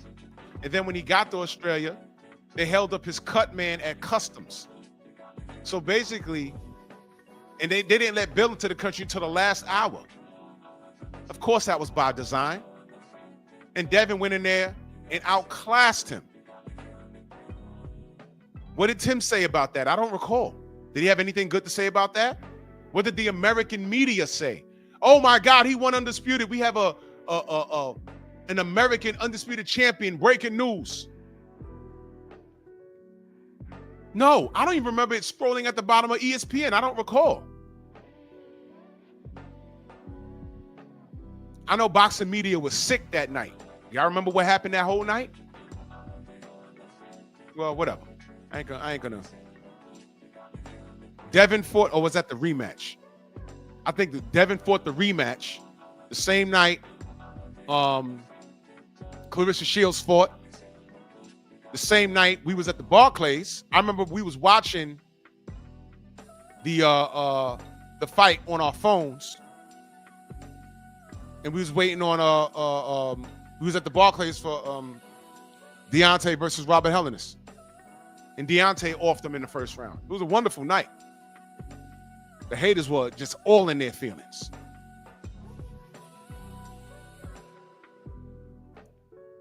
So where was Tim in the middle of all of this?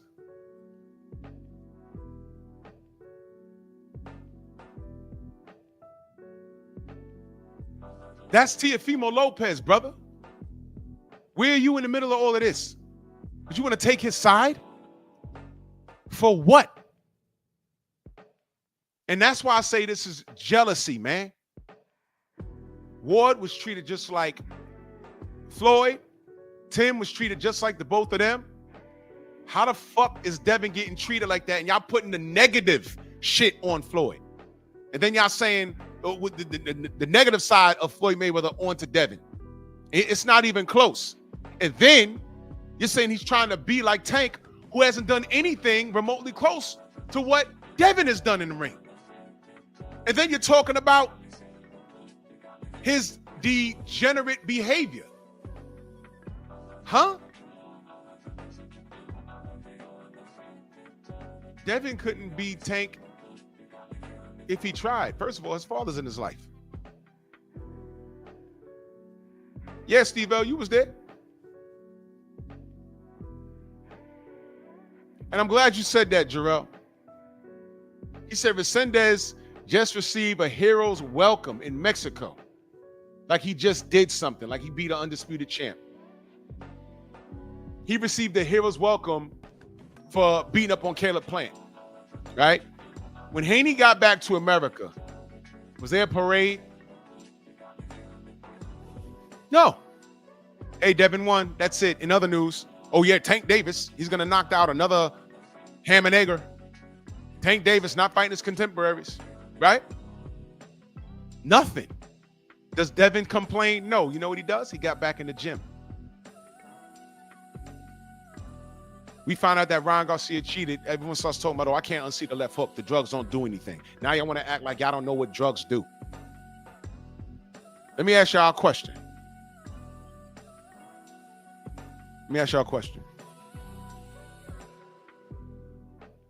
I don't know who smokes marijuana or who had a drug problem in my chat or whatever. None of my business. But let me ask you a question.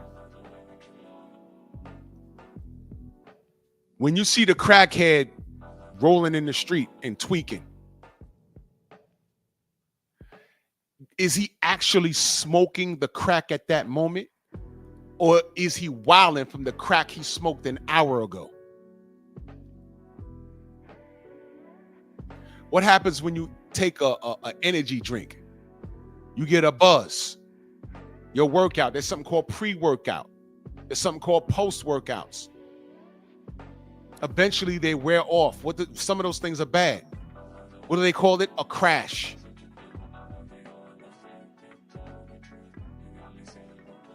All right, let me put it in the simplest terms, yo, because a lot of people act stupid. Because ostarine, there was only a billionth of a gram, and ostarine is not for boxers, and I don't know what it does. Now watch this, y'all. Some of you old motherfuckers, right? Now I'm gonna talk crazy to y'all. All right, y'all get that 25-year-old chick, and some of y'all are not in shape, so your dick game ain't what it used to be. So you go to your doctor and you meet the requirements. Now he want to give you the blue pill, and every time you go out on a date with this girl, and you already know what it is, you digging her out, and when you take that blue pill, you feel like you're 18 again. And you knocking it out the park, right?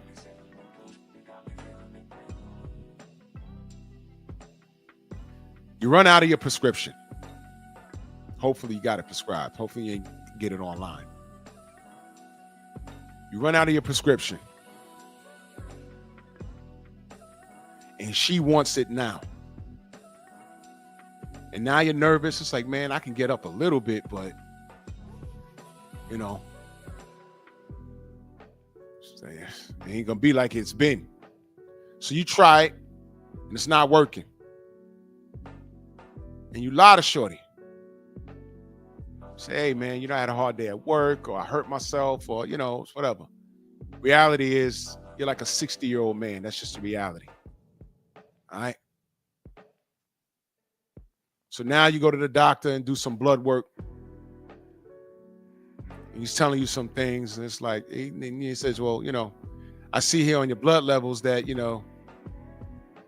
the dick pill medicine is kind of still in your system, and that's okay. I'll give you a new prescription. And you say, hey, man, it's still in my system? Yeah. Well, shit. Wasn't working the other night. And, prior to that, I saw shorty on a Friday, and everything was fine. I saw her on a Saturday, and everything was fine. I took the pill on Friday, Saturday, Sunday, Monday. I'm okay. I'm okay. And it wore off. Yeah. I still had a billionth of a gram in there. A billionth of a gram. Billionth. Yeah, my tank was full. Closer.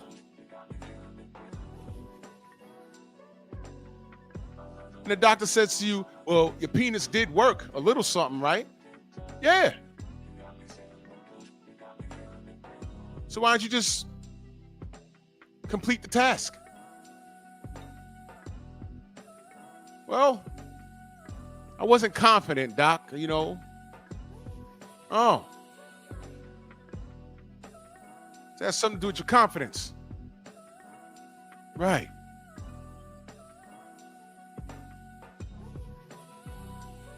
So if your confidence was up, the doctor's basically saying you should have been able to perform. Ryan Garcia was super confident because of everything that was in his system. I'll say it one more time. He was confident because of everything he had in his system. And when they did test his urine, they found the billionth of a gram that was left. But the doctor said he could have been able to perform. The doctor just told the 60-year-old dude smashing the 25-year-old, you could have still popped. This is a buster cherry. You could have still knocked it out the park. That was all mental, bro. Y'all remember Ryan going into the Devin fight? He's screaming, hollering, partying, because he knew. He knew.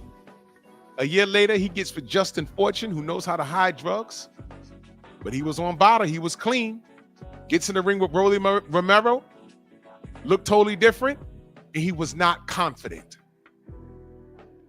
He was not confident. That wasn't the same Ryan Garcia that fought Devin Haney. He was not confident. Why? He didn't have the blue pill. You understand? You understand? Tim, why you acting like you don't know what drugs do in the sport? And what's this jealousy shit, man? You a jealous piece of crap, bro. Real talk. Let me go back to what this clown said, man. Let me go back to what this clown was talking about. So he says he'd come out retirement to fight Devin because no one's scared of him. I don't know what happened. I don't know what makes him want to fight Devin, but you sound like Paulie Malignaggi. The more successful that Devin became, the more upset he got. The more his racism showed. That got him fired. His words got him fired from Showtime. Now the difference is, Paulie has been an advocate to speaking out against the sport being dirty and corrupt. I don't know. Did Paulie Malignaggi think that Tim Bradley beat Pacquiao the first time? I'm just curious. But still in all,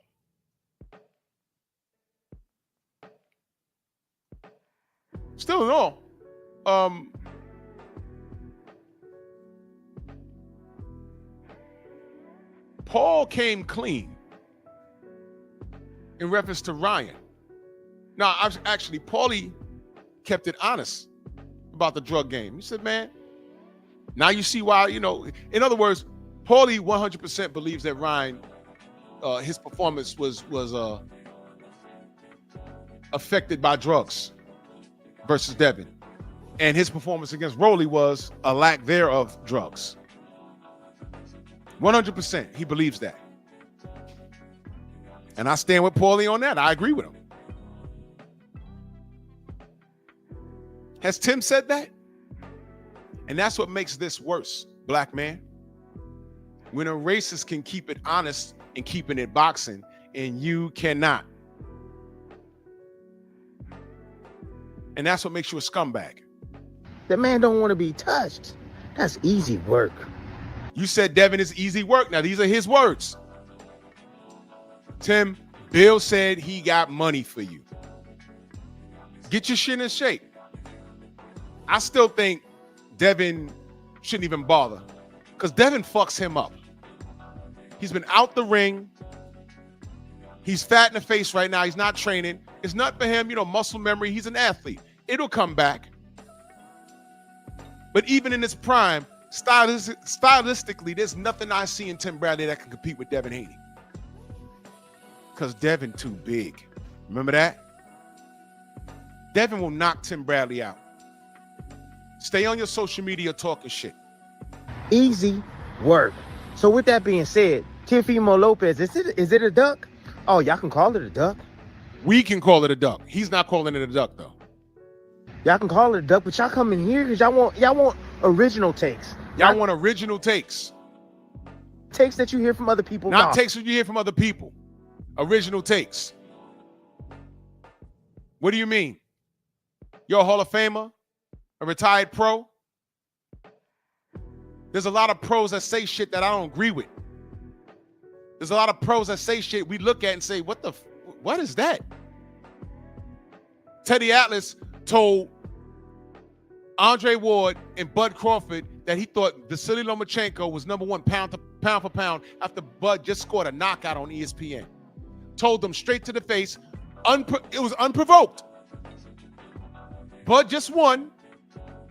Ward was just sitting there with calling the fight with Teddy Atlas, and unprovoked, Teddy Atlas told them straight to their face, I think Lomachenko's number one pound for pound. I made the meme. How much they paying you to say that, Teddy? And I said, how dare this motherfucker do that? How dare he do that? With his second career fight, he lost and he didn't even run it back. You got Andre Ward standing in front of you, who wasn't retired at that point. I don't recall if that was before or after the first Kovalev fight. I don't recall. But you got Bud standing there, who's still undefeated and was just short of undisputed at 140, I think. And he's saying that shit to them. And Lomachenko lost his second pro fight. So when I tell you racism in boxing exists, but it's so normalized that people do it, it doesn't even realize they're doing it. So I don't give a fuck about you. I don't care who you are. I disagree with Teddy Atlas all the time. And this is your original take? You on here looking crazy, Tim, and you looking like a hater. You are a hater. Original takes that's been in the game, and I see things a little differently than most people. That's why a lot of people don't understand what I be saying. I don't. You don't understand what you were saying. After you fought Ruzin Provodnikov, we didn't understand what you were saying for a goddamn year. Through your own admittance, you fought a stupid fight and you was talking slow. You said that, man. And you fought a stupid fight. I don't care who you are. I don't mean you right. They don't get me. It is what it is. But yo, check this out. This could be a power play. A power play. Lord have mercy. Lord have mercy. A power play, y'all. Look at this. I got these other articles. I received death threats after I beat Pacquiao. They're talking about, backlash, fatigue hurt Manny Pacquiao, Tim Bradley pay-per-view sales. That was in the Los Angeles Times. I remember reading that. My thing is this. Another thing I want to point out to y'all. They were talking about the pay-per-view sales not being as great when he fought Pacquiao. Tim Bradley was never a draw. Refresh my memory. Maybe y'all maybe I don't know. How many times was Tim Bradley on pay-per-view without Manny Pacquiao?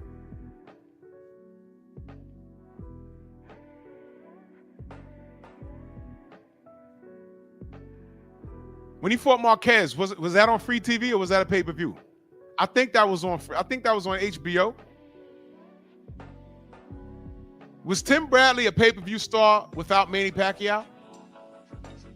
Ruzin Provodnikov was after Manny Pacquiao. That was on free TV.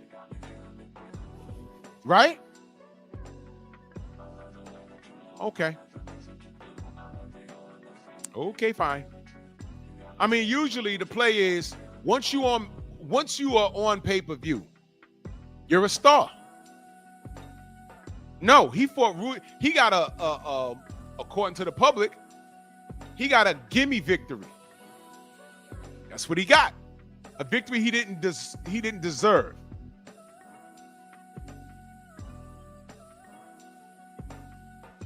Then he fought on free TV. Ruslan. Tone Brown said once. What? Other than Manny Pacquiao, who'd he fight on pay-per-view? Because I don't know. I'm asking because I don't know. I wasn't paying attention. I watched the fight.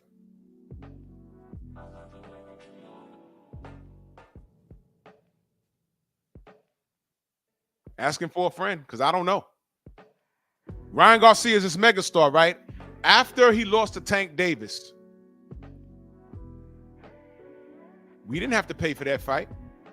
After he fought the Tank Davis, his next fight was against Oscar Duarte, and that was at the Toyota Center in Houston. where I saw that infamous silly shell. Because there ain't no Philly shell. He completely turns his back.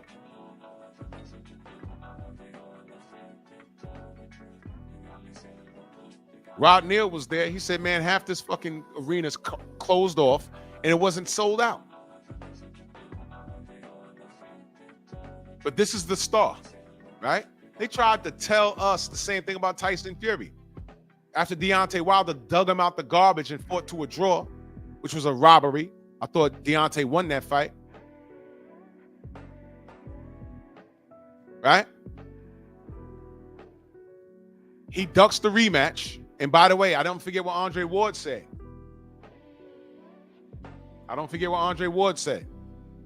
He said, I don't think Deontay gonna want more of that.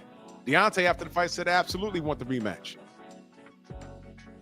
Fury first, he said, oh, okay, I'll fight him in the rematch. Here comes Bob Arum. He threw a deal at him. He signed him, right? His next fight was on ESPN Free TV, and they had to give away like 1,000 tickets. Nobody cared about Tyson Fury. I'm not lying. That happened. That happened.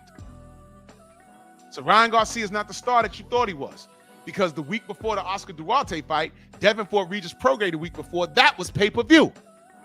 So while y'all whipping that brother's pay-per-view sales, Ryan Garcia was on free TV, y'all, in a half-filled arena.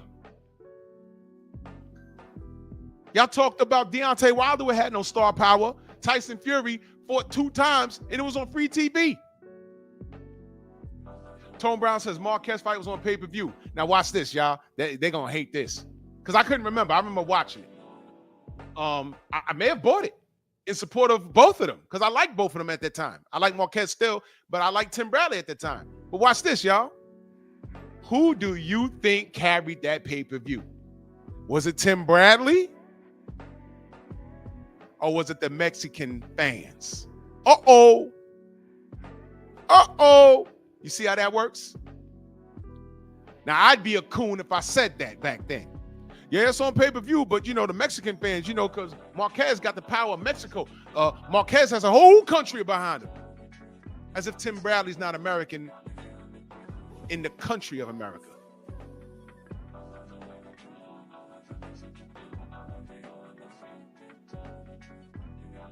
Ridiculous. That's another thing. We can never say that. When a black fighter's fighting any foreign fighter, I don't give a fuck if it's from a 4th world country. Fuck a 3rd, a 4th world country. They will always say that fighter has a country behind him, as if the black fighter's not American. He just told you. The brother just said in the chat earlier.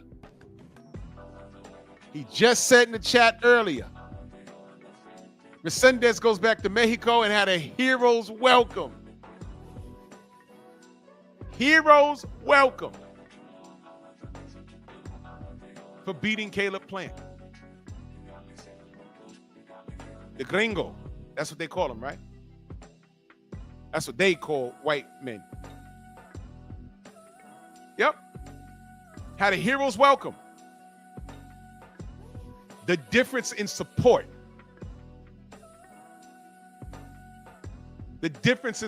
That's why I'm looking at Tim.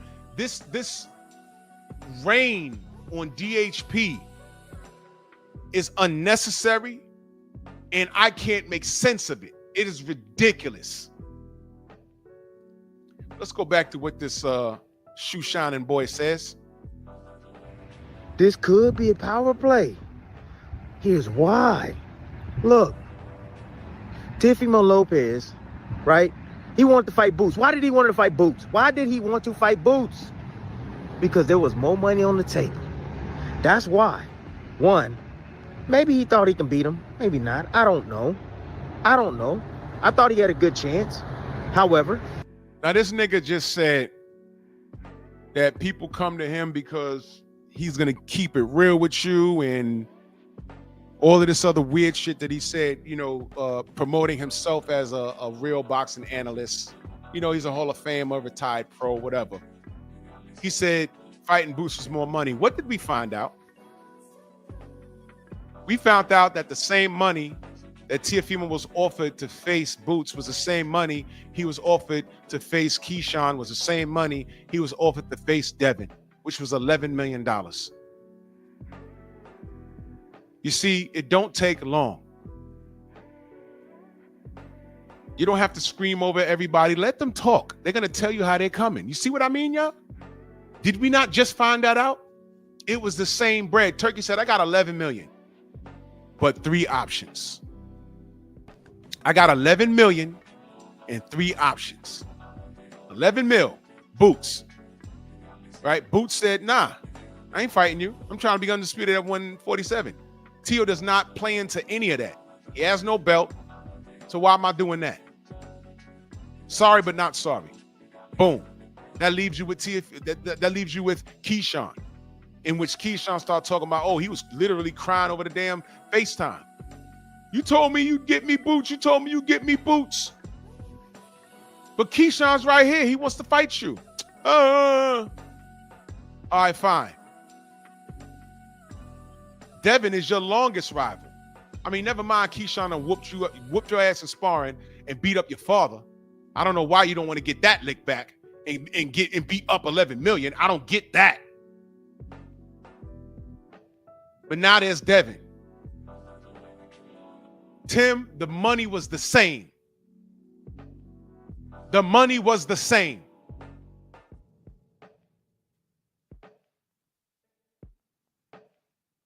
So what you just said right here was wrong.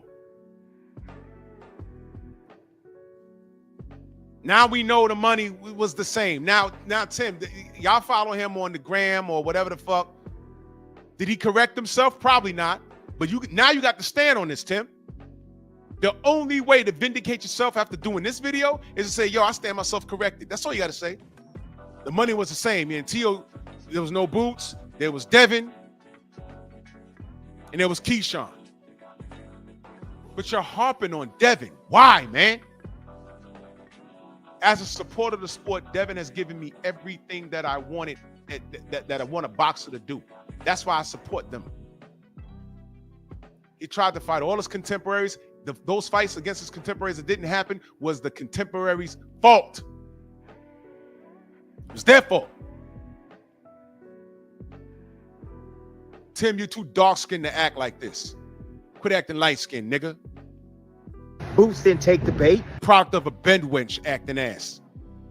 Boots didn't want the fight. Boots going to 54, that's my opinion. Boots going to 54, that's my opinion. Can I ask y'all a question? Educate me. Did Boots say he was going to 54? Definitely. Or did he say he was trying to unify at 147? Did I miss something? Please correct me. I'm not above being corrected. I don't get on here and be like, I know everything. I know everything. No. Because I don't have time to read what y'all read. Some of y'all are retired. Some of y'all got time. I have a full-time life. I'm a full-time father, full-time husband, have a full-time job. Did I miss it? Jose says unify. Okay, that's the last word I had. I heard a bunch of people saying he should go to 54. I heard that. Last I heard, he's trying to be undisputed at 47. And in my opinion, the play is, if Bud beats Canelo, he wants that Bud smoke. And Bud already said after 68, he could go back down to 60 or 54. But we'll see how that changes. If he looks great at 68, which I think he will, and he wins, which I think he will, I think he's going to change his mind. A lot of fighters do that. Devin did that. After at 140, he says, man, I could go back to 135. After he beat Regis, he said, nah, no. How I felt in this fight is never how I feel at 135, even on fight night. So nah, I'm not doing it. Y'all held Devin's feet to the flames. Oh, no. He changed his mind. He contradicted himself. No, he didn't. He just changed his mind. Like how I had the camera in Shakur's face. And they say, yeah, what about that Conor Bench smoking 54? He said, 54. Oh, wait a minute. Y'all heard it. He changed his mind. Nobody said, oh, no. Now you lying. You didn't know. He changed his mind. That don't make you a liar. That makes you say, oh man, you know what? I did say that, but you know what? I stand myself corrected. That's all Shakur did. I didn't bark on him and I was right there. I could have, oh no, you said 54. Oh, now you ducking. No, he gave it a second thought. He probably saw Conor Ben in person. Because didn't Shakur say, when he sees these people, he sizes them up? He said that. In 1 minute, he said one thing, and the next minute, he said something else. Case in point. When he got in the ring after Devin destroyed Lomachenko, here come the Lomachenko fans. He beat him 9-3. Shakur, when the mic was in his face, said, I thought Loma won the fight. I said, get this kid the fuck up out of here. Snake fist fighter. Right? The next day, he got on the radio, said, oh, nah, I thought it was a draw. I'm like, well, which one is it, man? But he changed his mind, right? Right.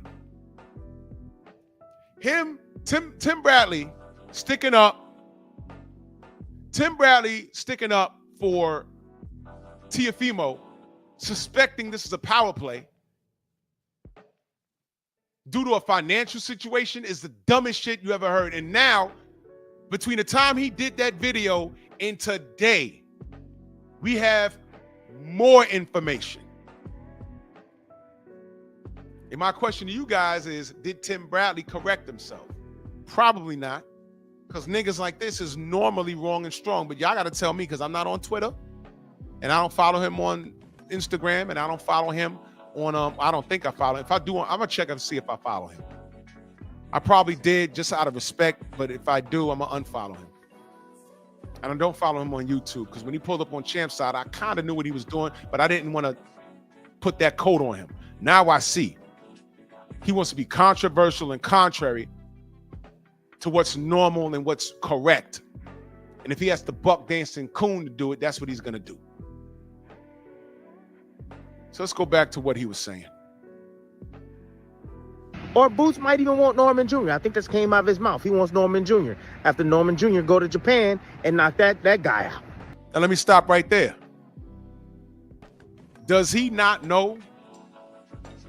Well, he might not know. Well, Tim, if you see this, I had Brian Norman Sr. in the Strong House last Sunday, and he said Teofimo already ducked us. Because that's what Teofimo does. He was trying to play chess when he was really playing checkers, and he was fucking that up too. Part of the reason why he lost to George Kambosos was because he kept trying. He postponed that fight against George like 5 times, 4 or 5 times. We got J-Lo. We go to Triller. Forget Bob Arum. Well, y'all outsmarted yourself, because by the time you got into the ring, George whooped your ass. And nobody asked you to run it back. I did. I said, well, shit, go get that get back. Didn't do it. And George said, I'm with the shits. And he never did it. And what did we hear? My throat collapsed. Tim, you remember that excuse? It was the COVID. Postpone the fight. The COVID. We got J-Lo. Where was J-Lo? I don't know. Here come George Kambosos. He beat the koala out your ass, dude. Come on.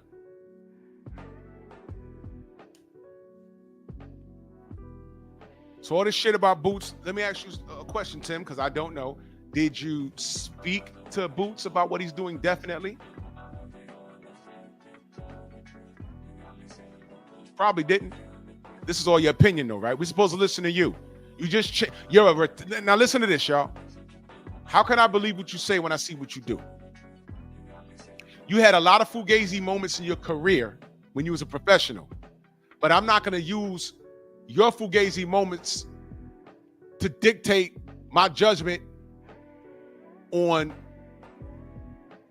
how you analyze the sport today outside the ring, because those two don't mesh. Or do they? You had some fugazi moments. You could have fought Errol, you didn't do it. Hell, you could have fought Bud, you didn't do that. It's a few things you could have did on your way out. You didn't do it, right? Right.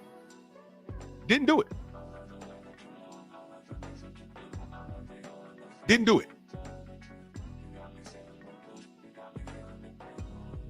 So now you're calling this all wrong. You're how many years removed from your career? You're challenging a young lion that's doing everything in the sport that's supposed to be done. And you're so frustrated and in your feelings that you literally challenged him to a boxing match? What happened to the OGs respecting themselves and applauding the younger generation? Did Joe Louis hate on Muhammad Ali?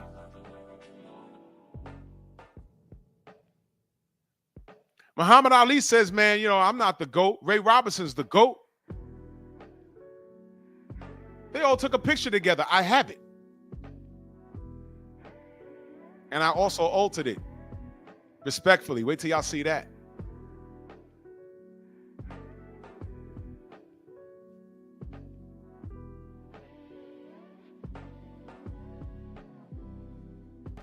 What happened to that? Man, they put Triple G in Marvin Hagler status. They actually reached out and got Marvin Hagler to take pictures for him. And Hagler was so polite. They probably spoke behind the scenes and he put him up on game. What happened to that? And it seems that these dudes be so bitter. What do I always tell you about these dudes not counting their goddamn blessings? Tim Bradley's a Hall of Fame fighter. He's literally in the Hall of Fame. And although there's some discrepancies in his career, there's a couple of things that I like to see him have done. Win or lose, I'd have gave him credit for trying. You're a Hall of Fame fighter. You've touched millions of dollars. There are people that fucks with you. And now you're doing this. Devin didn't do anything to you, man. Why are you behaving like this?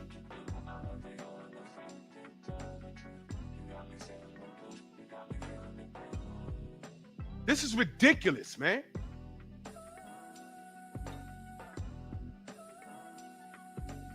Hold on.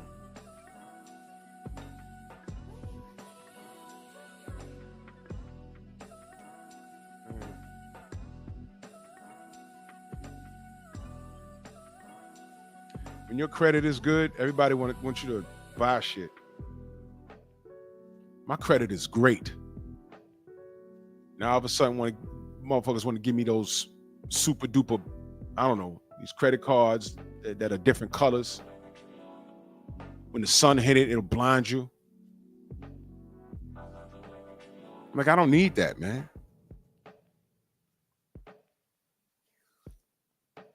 I got a few credit cards, zero balance. I don't play with those things.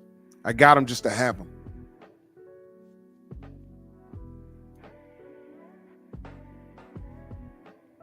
Get out of here. Leave me alone. I worked for that. Anyway, this dude, Tim, has completely lost the plot. And that's why he in this video shining shoes, because this is who he's always been. Jealousy's a female trait, man. Men ain't supposed to behave like this.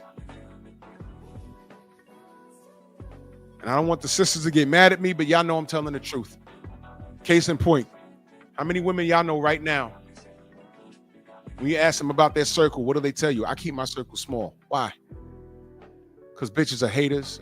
They're jealous. Well, before the term hater was even around, the term was jealous.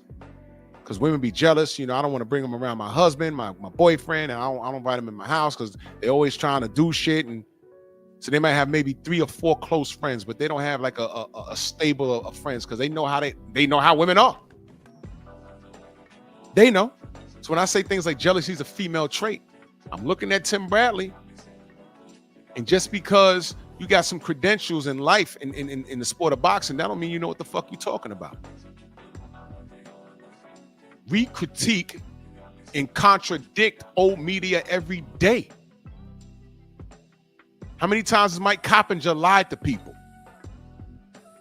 I've known athletes to literally chase him, like literally chasing him and throwing shit at him. when they seen him because he done talked so bad about them and lied on them. Not so much as talking bad, but lied on them. Lied on them. Literally chasing them outside arenas. I'm dead serious. I told y'all about Dan Raphael in Vegas. I was walking up on him. I just wanted to just have I don't even know what I was going to say to him. What I wasn't going to do was physically put hands on him. I just wanted to match wits with him to see how smart he was. It was at the Wilder Fury 3 the day before. It was that Friday. And I'm walking up on him. I said, oh, shit, there go Dan Raphael. So I started walking up on him. And I noticed there was a guy on my peripheral, like, coming at me diagonally. And I'm like, what the fuck? And when I got, like, right there on Dan, because he started accelerating, he saw me coming. And right before I was like, yo, Dan. This dude, a shorter dude, a white guy, he had like his hand up. He didn't touch me or nothing. He said, come on, bro. It was his security. I said, I said, I wasn't going to do that. I just wanted to. I said, man, go ahead, man. Go ahead. I ain't going to make you work. I said, I wasn't going to do nothing. Trust me, if I wanted to run up on him and assault him, I'd have did it. But I was like walking up on him, like right when I was saying, damn, this dude like had his hand up like, come on, bro. I was like, come on. What the fuck? I was like, bro, all right. You don't want to see him in the mix where real questions are being asked. And I get it. Because they have a narrative to uphold. That's what he gets paid for. That's what Cappinger gets paid for. Paid op. Coach Hudson, Michael Moody, salute. Paid op. What's disgusting is showbiz because he's a paid op. And let me park there for a minute before I go back to this Tim Bradley shit. Showbiz is a crash dummy. Because this is the second time I've seen him, right, get disrespected during the interview. Didn't Shakur tell him to his face that he was horrible?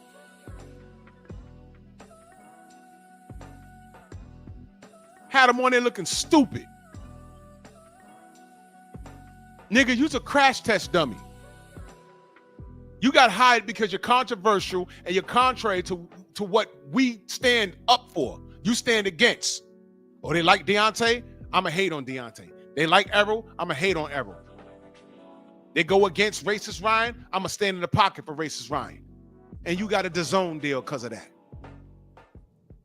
Sat right across from Shakur, and Shakur, from what I was told, because I didn't watch it, Shakur gave you the work, and you stand there looking like a fool. And it escapes me, but something else happened. Something else happened. But he's turning into a crash test dummy. Yo, put Showbiz with his bucking eyes in front of some, because I know he said something crazy about him. Well, make him talk to him. This isn't a situation where you work for DAZN and a lot of the fighters are fighting on PBC and you'll never talk to those guys. No, everybody's working with Turkey, so everybody's over there. So you're going to be sitting across from fighters that you've talked crazy about. You know what I don't want to see? You know what? I'm not even going to say that. Because you know what? That's one interview he'll never take. First of all, I was going to say my brother Deontay. First of all, I don't think Deontay will talk to him. That's number one. But in the event that would ever happen, he would be so nervous sitting. I don't think he'd take it. I think he'd call sick that day or tell those motherfuckers from DAZN, I can't take that. I'll play around with the smaller dudes, but nah, I can't sit across from Deontay, him staring at me. After all the shit I said and did. Do you know that motherfucker when he was talking about, remember when Deontay, when it was revealed that he had the dent in his head? Do you know that this nigga, he photoshopped or used one of these apps to put that identical dent on the side of his head and turned his head to the side, mocking Deontay, and that was the meme for his live stream? I said, look at this nigga. Why would you do that, man?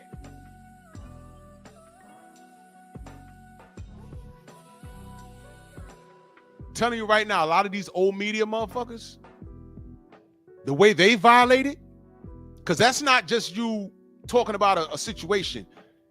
Some of these niggas deserve to get their ass kicked. I'm dead serious. Hey, Drew, but what about this meme right here? I don't give a fuck. If I do anything about any of these athletes and they take offense to anything I did, when they see me outside, they're welcome to approach me. I am not above approach. But it will go where they take it. And that's my answer to that. It will go where they take it. If they want to come up and start cussing and screaming, I will cuss and scream back. If they want to come up and have a conversation, like, yo, man, that was over the line. Don't you think I was crossing the line? We can have a conversation. And I'll say, yo, this is why I did this. Did you listen to the show, or was you just offended by the meme? Because I'm going to tell you why I did that. Pull up the live on your phone and listen to it. Listen to it and get back to me. Don't just get mad. I do everything for a reason. There's some comedic value behind this, but it's telling a story. How did I come to this analysis?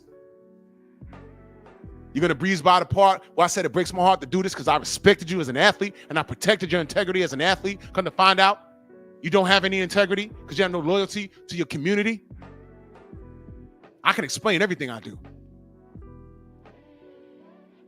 You can't explain the hatred towards Devin Haney. If any athlete, any promoter, any manager sees me in real life and they want to have a conversation with me, we can have a conversation. But it will go where they take it. And be very careful. Because I'm a man first. Be very careful. Ain't no referees out here in the street.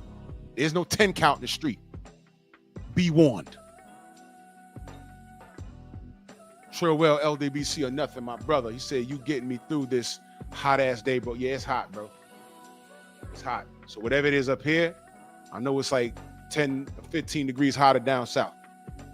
We officially at pool weather. Somebody need to tell Mother Nature to get off her period sometimes.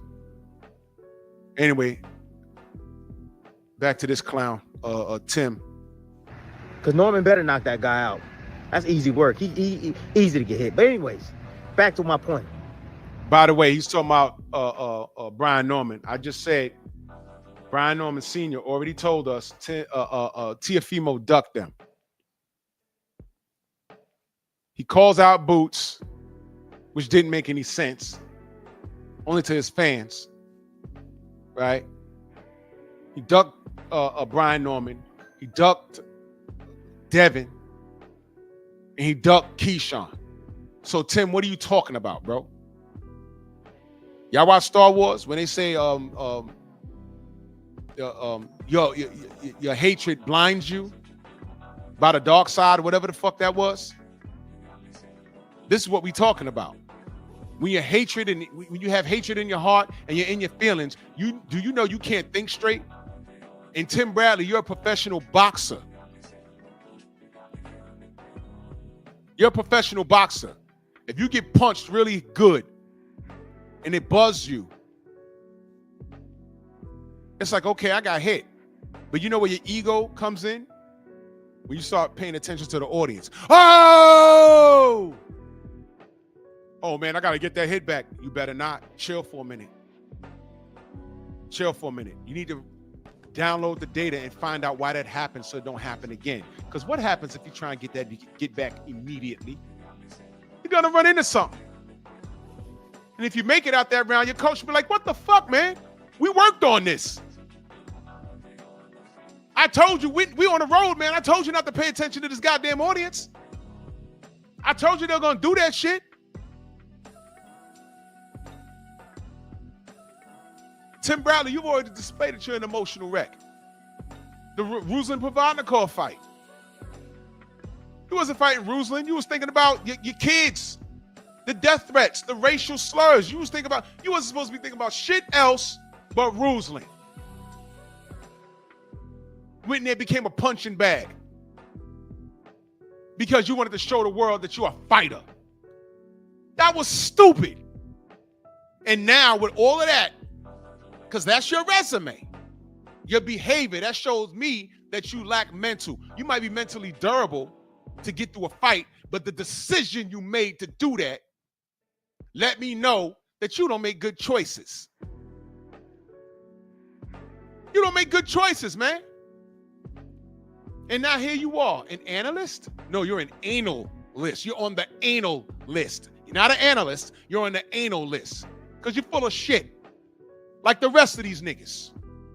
But back to it. So he was gonna get paid more money. He was gonna get a shot at the ring belt. He was, willing to go up to 47 for that. Absolutely. He don't know what the fuck he's talking about. Everything he just said was wrong. Everything he just said was wrong. Because we just learned that 11. Now, since this, has he doubled back and said, yo, it was 11 million for all three of those guys? Tiafimo. But I'm going to show y'all why it doesn't really matter with what the fuck he said. I'm going to show y'all. But let me let him finish. But it was definitely for more money. I heard it was astronomical money. He didn't give you a number. We just got the number. So then Turkey says, nah, I want you to face Haney. That's who I want you to pay. But I'm going to pay you less money. I'm going to pay you 11, 9, whatever it is. So he's saying that the money he was offering for Boots was way more than $11 million. And he's justifying Tiafimo's position. Meanwhile, Tiafimo, his highest payday, from what I heard, was $900,000. Let's say it was $2 million. Let's just say that. Let's up it. Let's say it was $2 million. What's greater, 2 million or 11? And this ain't PBC back end money. This is upfront 11 mil. Now Tim is trying to get you to believe that he was about to make 20 mil versus Boots. Boots says no. Now they're going to call Boots a duck, and then he's going to drop it all the way down to a measly $11 million to fight Devin.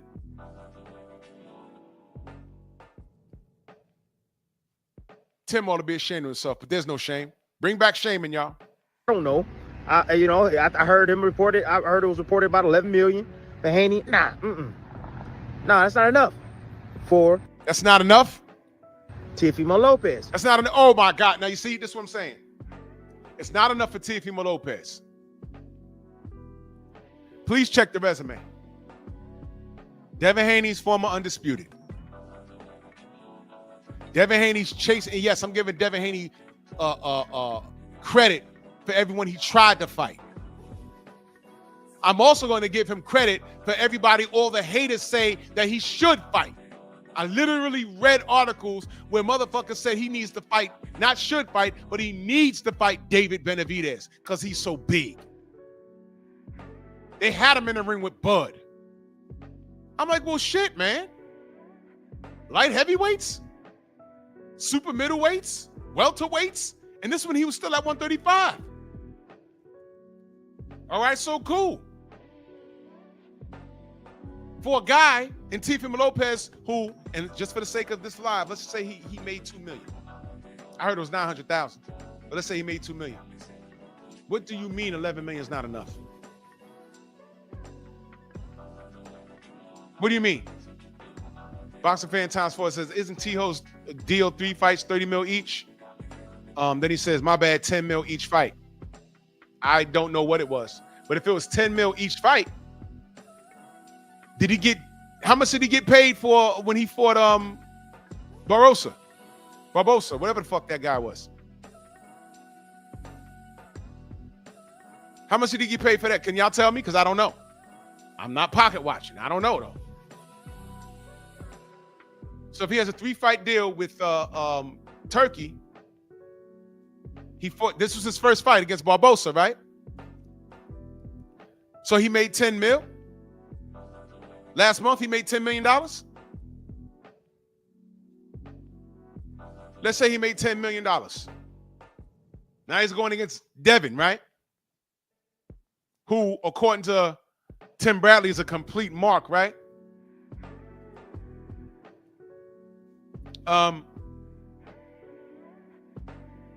That's still $1 million more than what you made last fight, asshole. Tim, this is a guy that ducked Devin Haney way before Turkey Al-Rashid got into the business of boxing. What the fuck are you talking about, dude? This is a dude that lost to a guy that Devin Haney beat like a drum. on foreign soil 2 times. Tim, shut up, bro. Shut up, for real. But this is probably his reasoning why. This is probably his reasoning why. He's not saying it's fact. You need to listen when these guys talk. He said this is probably his reasoning why. Let's hear what he has to say. Thinking about this. What Teofimo Lopez has done in this game, right? Short period of time. Called his shot, beat Lomachenko. Called his shot, beat Taylor. I keep going back to that. Yes. He feels he's done a lot in the sport, right? He feels. What do we know about these women? They always say how they feel. Well, I feel I should get child support, although the baby's not his. Child support is for the child. It's not punishment for a failed relationship. Pep talk, I'll be talking about that. I feel. Tio feels. He was supposed to beat George Kambosos. I don't care how he feels. He lost. He beat Lomachenko. That happened, regardless of how you feel. He beat Josh Taylor. Great job. That happened, regardless of how you feel. But he laid an egg against Sandor Martin, and the world said he got a gift. Same thing with Jermaine Ortiz. He got a gift. But it happened. So regardless of how you feel, right? Now, fuck how I feel. After Sandor Martin, was he not standing in the ring saying, do I still got it? So please, let's leave feelings out of this. Deal with the facts. Deal with the facts. Because everything that I said about his wins, Devin Haney did better. Then you take a look at Ryan Garcia. Social media darling. Millions of subscribers. My God. Millions of subs. Millions of viewership.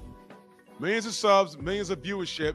As soon as he lost to Tank, his next fight was on free TV. It wasn't even enough to support a pay-per-view. Nobody came out to see him. They like seeing him on Instagram and Twitter and masturbating over him, whatever they do. But I know when he went to the Toyota Center, they closed off half the arena and it wasn't sold out. Rod Neal, my brother, was there. He was sending me pictures. So are we dealing with facts or what? You know, the guy is hot. He's a hot. See what he said? The guy's hot. What do you mean, Tim? I'll keep going. What are you, a homo?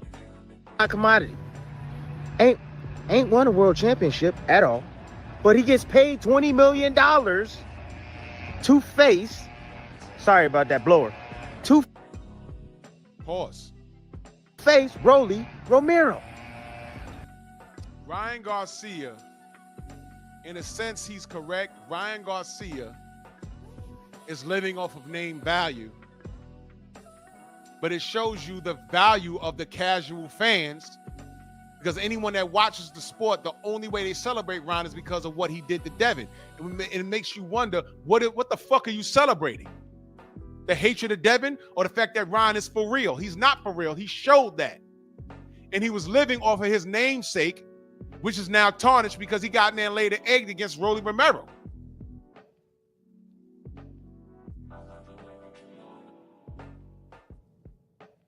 Just because you're celebrated don't mean you're good.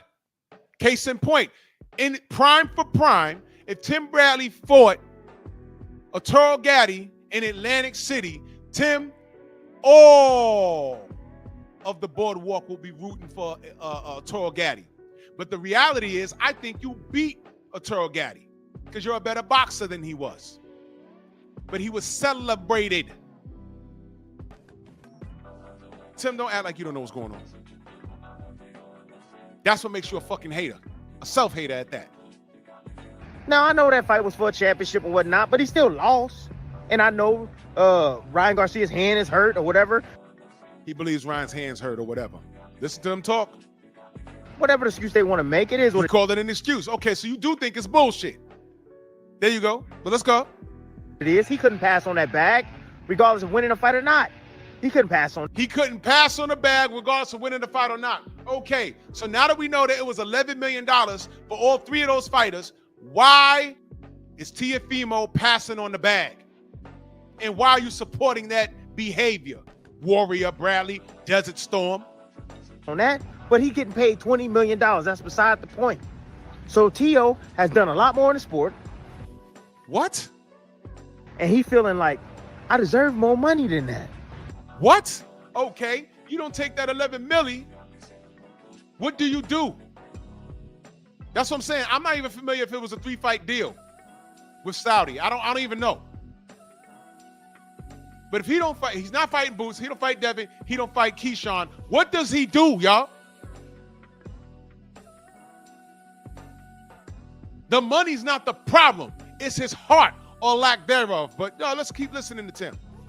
So he knows that there's more money on the table. He understands that there's more. All right, pack your shit and go home. Where you gonna go? PBC?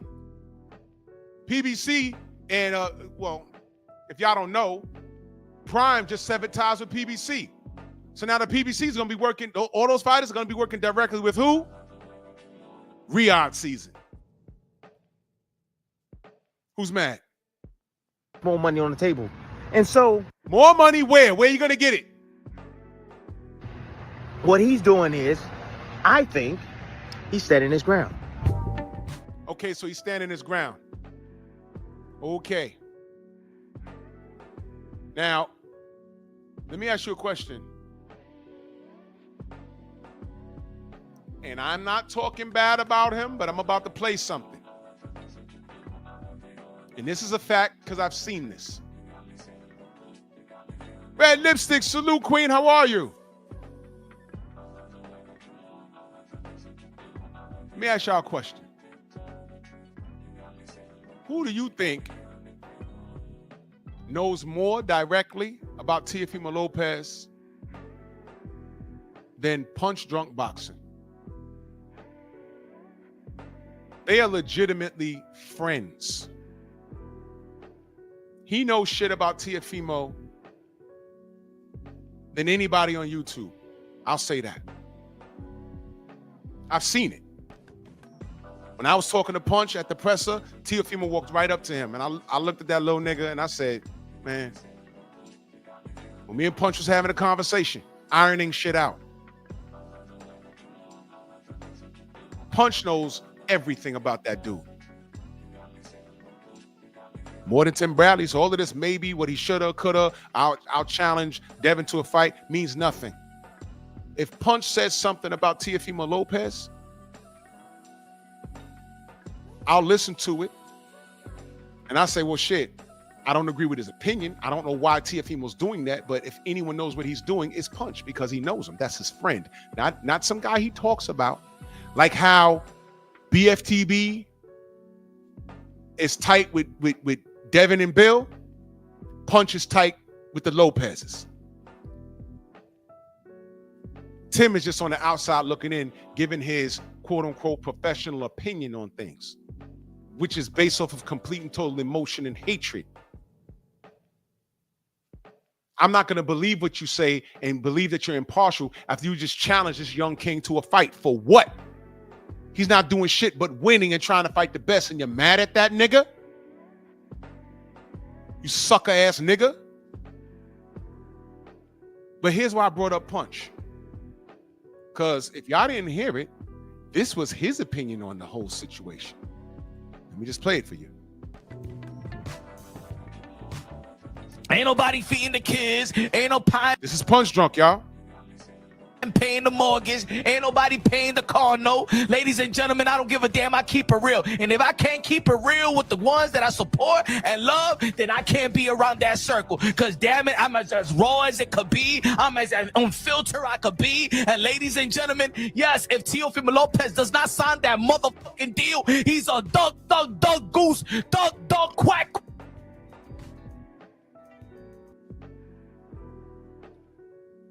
Whoa! What the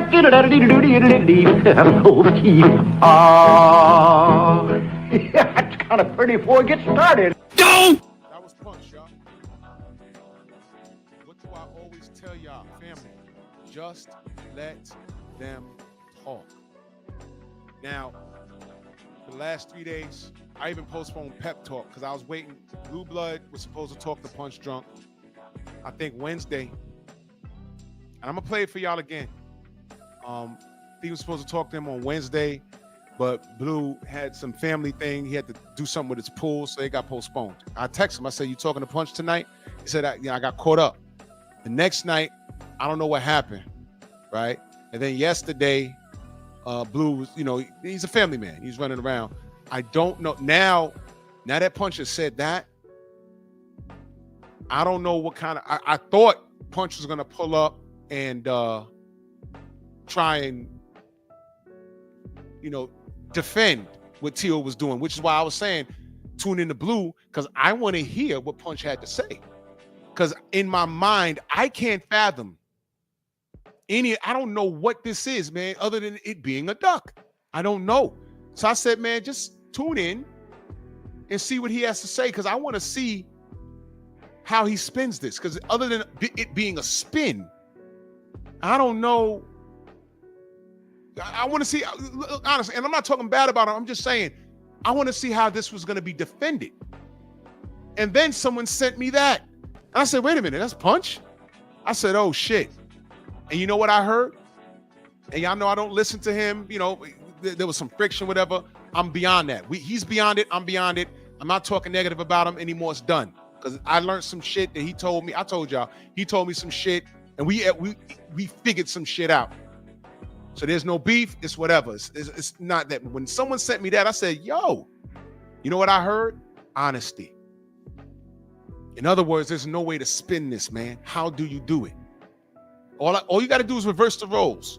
If Devin was on this side of things and this was his highest payday, and Tiafimo or Ryan or anybody, minus the drugs, minus the racism, leave all that out of it. If they say, hey, Devin, Turkey got 11 mil. And Devin said, man, I thought I was getting Boots. Boots has his own path. You ain't got no belts at 147. He's trying to unify. You can spin the block and get him later, but I got Keyshawn here and I got Tiafimo here. Devin, you interested? And if Devin said no, I got to get my mental together. I'm fighting on a Christian soil and they don't like me because I'm Muslim. If Devin started doing all of that, do you know what my chat would look like? Do you know what my comment section would look like? Do you know what my conversations with Bill over the phone would sound like? I'd be like, yo, Bill, your highest payday was $2 million. This man is offering you 11. Outside of getting assassinated by the Kennedy bullet on the ring walk, you need to take this fight. It's a duck. These people always hold black people to a different standard. So when I said, wait a minute, that sounds like Punch. And when I saw the video, I said, oh shit. You know why? 2025 is so real, y'all. 2024, the groundwork was laid. Because now we started finding shit out. But it's never on our time. I keep telling y'all that. So everything that Tim Bradley said is all suspect. It's all opinion. And his opinion comes from his unconditional emotional hatred towards Devin Haney. All he does is cut them down. D-Man, salute. Snacks B, salute. Waffles, what up? I see you. I see all y'all. When your opinion is based off of your negative emotions towards a person you're speaking on or a situation or a group, I don't want to hear what you got to say. You don't like them anyway. But Punch just got up here. Listen, I'll bring it back. This is what he said, man. And I'm telling y'all that Tiafimo is his guy. That's his boy. Seriously. When I was at the presser, the Fatal Fury presser, I told y'all there was a Spanish dude in there. I was talking to him online. And when he went downstairs, when we all went there, because the Palladium is downstairs, went downstairs, I'm filming, I think Ryan just walked off the stage, and I hear this commotion. I turn around, and that same dude was barking on Lopez Sr. Tio was all the way in the corner doing an interview. And dude was like, yeah, that's why Keyshawn fucked you up. That's why Keyshawn fucked you up. And I think that dude was with Africa was there. Richards and Hitchens was there. And he was screaming at him, yo, what's up with that racist shit, whatever, during the press conference, whatever. And then T.O., he was dressed like a field nigga in there. Nobody picked that up, but the OGs in there picked it up. I said, you see how this motherfucker's dressed? You see that shit? You see that shit? Okay. All right. I'll put that in my back pocket. Okay. He made a banana comment right there on the stage. So I heard that dude was with Africa. I don't know, but he started going back and forth. And he's like, yo, you know what it is? I'm in Brooklyn. You know what it is? And Tio Lopez Sr. was like, I don't care. I don't care. And then Punch interjected. And him and Punch started going back and forth. So when security came, you know, I walked up to homie because we was having a good conversation upstairs. Clarence McClain was there. And I said, homie, chill, because, you know, they ain't going to invite you back. Relax. Don't do that. Don't do that to yourself. Because he had a camera with him and everything. And I said, don't do this to yourself. I mean, you got to rise above that, bro. That's what I told him. He calmed down, but he was escorted out. So what I'm saying is, Punch was standing in the pocket for Team Lopez. So for him, and you see, and let me say this, man. If this is coming from the heart, salute Eric H. If this is coming from the heart, if this is your family, if this is your boy, you should only know one way to tell him, and that's the truth, family. You understand? If I'm fucking up, if I make a mistake, if you're my friend, you might not have to do it in public eye. You might not have to do it for everyone to see it. But when the dust settles and it's just me and you need to say, yo, Drew, you know, you could have handled that different, right? This happened. You didn't have to do that. You all you could have did was this and that and da da da da. Now I'm with you. I got your back, but it didn't have to go there. And part of being an adult, that you might disagree because you're still emotional over a situation. But when the dust settles, you got to recognize, okay, I might have put my boy in a position. He defended me, but now people are looking at him strange, and I may have fucked up. But he defended me because that's who he is. And see, the thing is,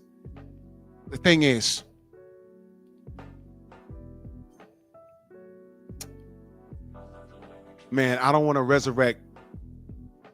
Okay, I got to be careful with the way I say things, okay? Because everything is smooth. Okay, I'll just tell you what I heard, because I can't confirm any of this. People came to me with it. I don't know. I'm not saying he did this. Some of you already know where I'm going with this, but I'm using this as an example. Okay, I heard that the man lost a substantial amount of money on the Kambosos fight. That's what I heard. I don't know. I don't know this to be true at all. I don't know.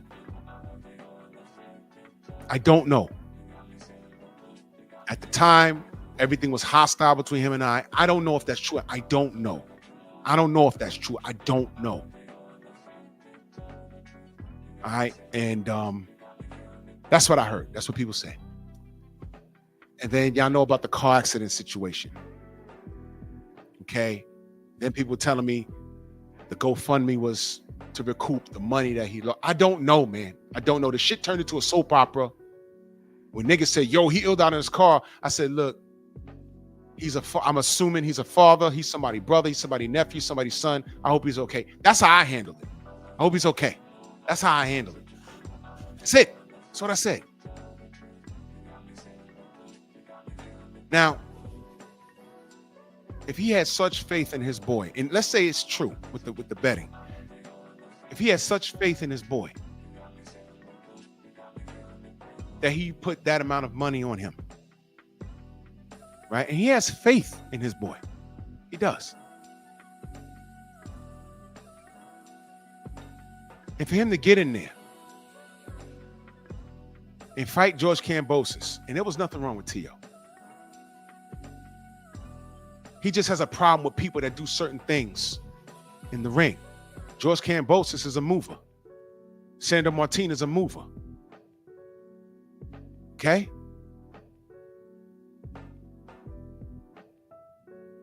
The Rowdy Scott is not a mover. He was target practice. Josh Taylor just stood there and he got outboxed. Anybody that moves in front of T.O. has a problem. Jermaine Ortiz gave him a problem. Gave him a problem. So now, if you have faith in your boy and that happened, and then he starts talking about his throat collapse and everything, bro, are you a part of the quality control trying to protect that man's integrity when he has none? Why is your boy putting you in a position where you have to ride with that excuse? Now, I don't know if Punch rode with that excuse. I don't know if he ignored it. I don't know if he co-signed it and said, no, I was at the hospital. I don't know. I don't know. But it comes a point in time where I don't care how famous your boy is or whatever, but if he's putting you in a position where you have to defend this ridiculous shit, it's making you look bad, and he's not considering you. Because like it or not, Punch Drunk is a brand. He has a fairly big channel. I don't know if he has a day job, but he does this. I'm assuming he makes some good money from this, and people like what he does. But it comes to the point, see, the George Cambosa shit, that was negotiable. The Sandro Martin shit, that was negotiable. This right here,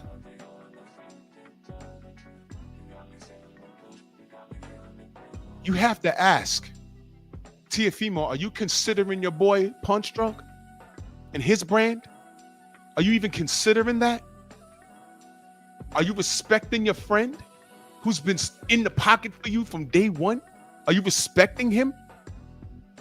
Do y'all understand what I'm saying? How many times you heard BFTB said, I told Bill, y'all doing good now, but don't put me in a position where I'm going to have to hold your feet to the flames if you do something crazy. Because y'all know BFTB is going to do it. Y'all know I would do it. I ain't going to hold y'all. I'll do it outside of your earshot first. I'll call Bill on the phone. He pulled up on me yesterday. Y'all heard it. If there's something that I don't understand that looks fugazi, I'll call Bill in a minute. Like, Bill, what is this? All right, bro. You know I can't defend this, man. Now, one part of me wants me to stay on code and say, yo, look, man, people do this shit all the time. When a black person do it, blah, blah, blah, blah, blah. No, that only goes but so far. For example, I'm done with Floyd. I can't defend him anymore. I'm done. Been done with Adrian Broner. Done. Done with Tim Bradley. Done. Absolutely done. So I think that at this point, this was a good thing that Punch did, not because I'm just anti-Tiafimo. But now it's affected his brand. And if he defends this, it's going to make, Charlo Twins done. If it affects his brand, people are, because one thing that is refreshing, T.O. has been talking a lot, and it's been affecting him because, people will, he's been on the panels and people are like, oh, well, I fucks with you, T.O. and whatever. But when I scroll down to the comment sections, I do that for a reason. The genuine consensus is, nah, T.O., I don't care what you say. You duck. There's people in there saying, T.O., I've been a fan of you for a long time, and I think you beat everybody, but this is a duck. And I'm like, okay. So Punch had to, literally back off of that. I love you, brother, but I got to love you from a distance. That's it. That's his take on it. That's what I'm getting from this. Because you cannot defend this, Tim. Now, Tim is trying to make excuses where Tiafimo's best friend, by way of social media, can't defend it. Tim, I don't want to hear anything you got to say. Because you're on the opposite side of the spectrum. And what do? While we're holding Tiafimo's feet to the flame, you out here challenging Devin Haney to a boxing match. So stupid. And sidebar, thank you, Stephen L. Salute to De Los Santos for standing on business.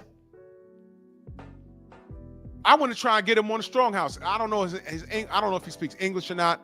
I have to get someone to translate on here.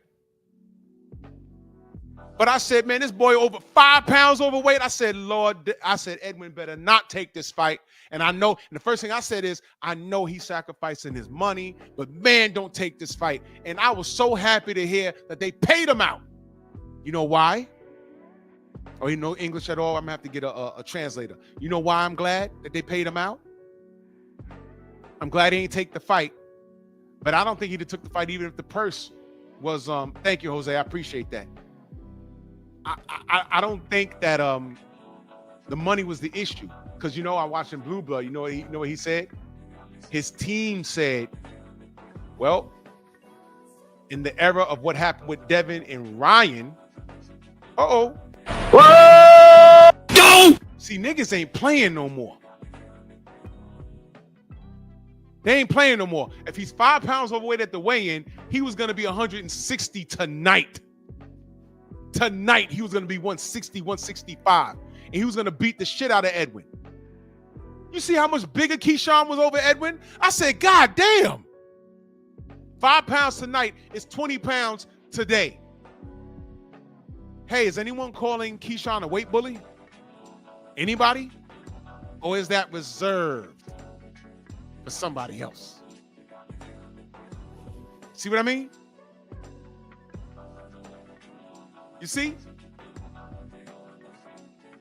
Good. And Keyshawn don't deserve his purse. He didn't sacrifice. Edwin's sacrifice had a whole camp.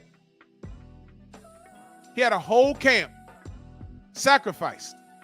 Made weight. And Keyshawn didn't even bother. You see what I mean? He on there flexing like he did something. Exactly, Stormy B, man. Integrity or lack thereof. Do you know when you're an officer, you can be fired for lack of integrity? If you lie, or when you write a moving violation, you lie on an arrest, you lie on writing a goddamn parking ticket. You can lose your job over that shit. Integrity. Look on the side of the cop cars next time you're in New York.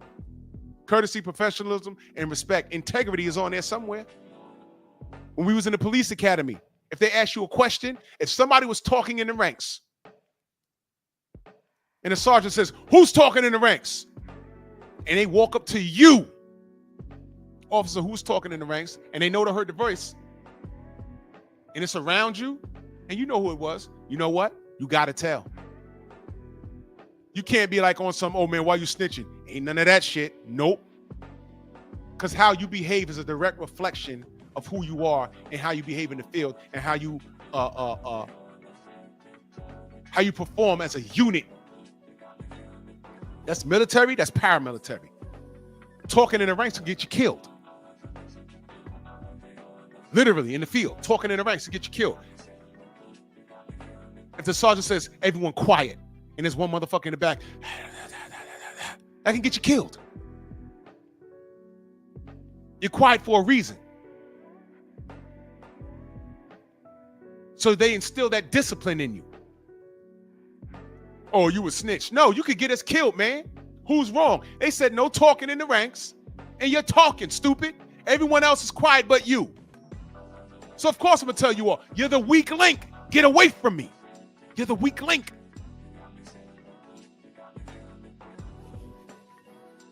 We call it snitching in our community. White people call it neighborhood watch. You see the difference? That's why our hoods look all fucked up.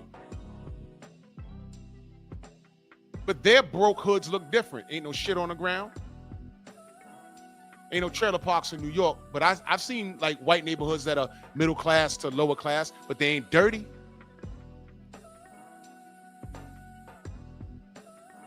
So I don't care what Hall of Fame you in, Tim. I know where your heart is. And you're no good, brother. What you doing challenging the young king, Devin Haney, when he's out here getting shit done? If Devin Haney hangs it up right now, he's still better than you. He's accomplished more than you at a younger age than you. Has made more money than you. He's making more noise than you. You should be rejoicing. Tim, you should be on there saying, man, for years, every time a black fighter fights a foreigner, Mexican, Filipino, African, everyone says, oh, that guy has a country. Well, not African. They never say that about Josh Clottey. oh, he has a country behind him, but I'm being Black American. You know, I have more of those foreigners at my fights than for me. And American fans that are there, they're rooting for the other guy. So salute to Devin Haney, because now Devin Haney has Saudi behind him. You ever thought of that? You ever thought to say that? What are you mad because that's not you? Applaud this young man. No, you want to fight him and get your ass kicked. If you want that turkey money, get in shape and say, hey, I want to run it back with Manny Pacquiao again. We both old, we both over the hill. But I could beat you for real now. You see what I mean? Off code niggas. Well, let me replay for you what Punch Drunk said. I'm gonna replay for you again. And again, I know people might click this and say, oh, Drew's talking about you. No, I'm not. I'm not. This is what the brother said. It's what he said. And I'm saying that he's talking facts because I believe what he says about Teofimo Lopez before I believe what Tim Bradley has to say. Because Tim Bradley is coming from a place of hatred. And the biggest supporter of Teofimo Lopez on social media is Punch Drunk because that's his friend. And this is what he had to say. Ain't nobody feeding the kids. Ain't no paying the mortgage. Ain't nobody paying the car note. Ladies and gentlemen, I don't give a damn. I keep it real. And if I can't keep it real with the ones that I support and love, then I can't be around that circle. Because damn it, I'm as raw as it could be. I'm as unfiltered I could be. And ladies and gentlemen, yes, if Teofimo Lopez does not sign that motherfucking deal, he's a duck, goose, duck, quack.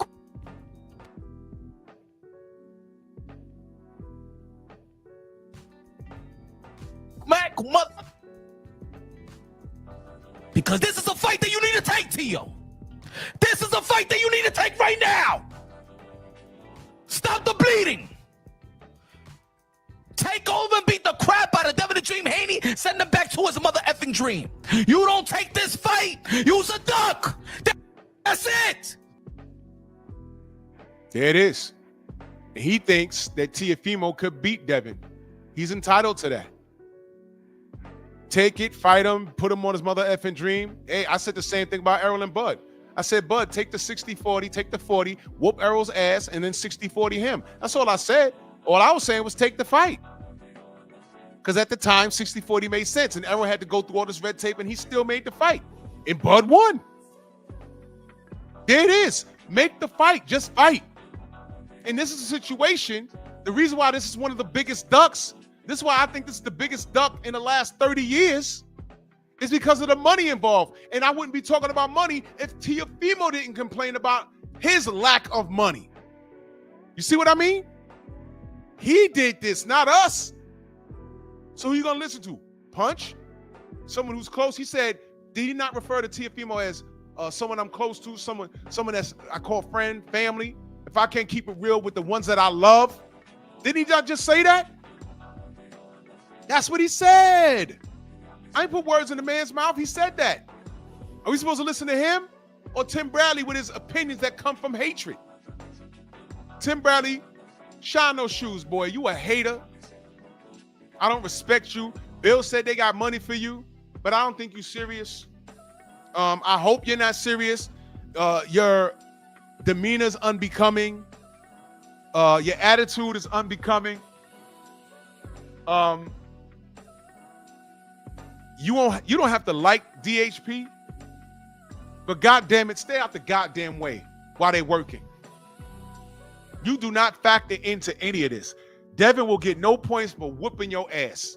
Devin will stop you in about 5 or 6 rounds. And I'm being nice by saying that. You could run and get your abs back and get in trouble. Get in trouble. You'll be in trouble when you fight. You can get your abs back and you can look fine.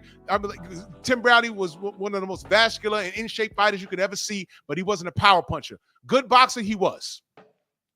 But you're not better than Devin. And I don't even want, because you're such a hater, I don't even want to see you make money off the strength of Devin, because that'll be one more thing you have to tell him thank you for. And all your hatred, you'll still be saying thank you. Because Turkey will throw you a couple of million. When Paulie was beefing with Devin, he wasn't worried about money. His hatred just wanted him to fight. And Devin understood not only what I whooped Malinagi's ass, but that's a step backwards. It does nothing for me. And that's what Boots told Turkey, fighting Tio for what? That does nothing for me. I'm trying to be undisputed at 147. So when Bud's done doing what he's doing, that fight's more marketable. There's still Brian Norman out here. That's where I'm going. All of this other shit you talking about, I don't hear you. This dude walk around, oh, this is my line, never made $1 million. This guy got 11 joints for you for 3 different opponents, well, 2. And you're saying no, and your best friend is saying it's a duck. So don't take my word for it. So now you don't have to call me a hater. You don't have to do it. Now I'm curious what the conversation was going to be like when Punch goes to Blue Bloods channel, because I thought it was going to be a debate. I said, I need to hear what he has to say, because I can't defend any of this. I can't think. So I wanted to hear what Punch had to say. I've heard what I had to hear now. Exactly. That's what Bob Arum said. Where's he going to get that type of money? So if he don't fight Keyshawn, if he don't fight Devin for the 11 mil, y'all tell me where he's going to get that money from, and are you going to care about the level of opposition? Because that's the other thing. Is Turkey going to pay him the 11 million to fight someone that you know he's going to beat? Turkey's paying top dollar for real competition.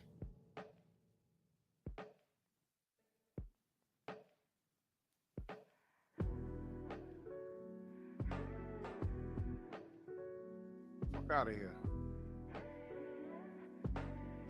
Give me 1 second, y'all.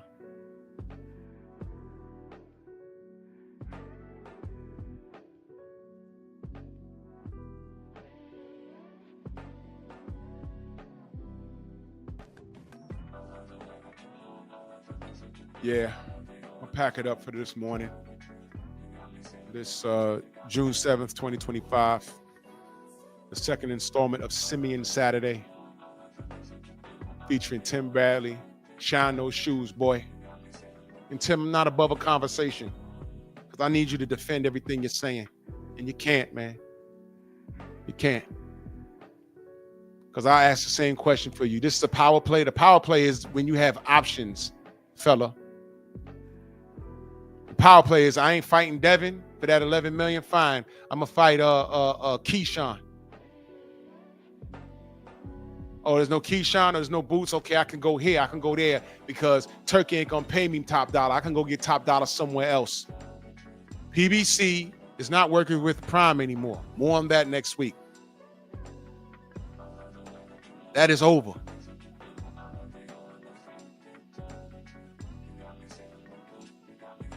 Queensberry is working with Saudi, with Riyadh season.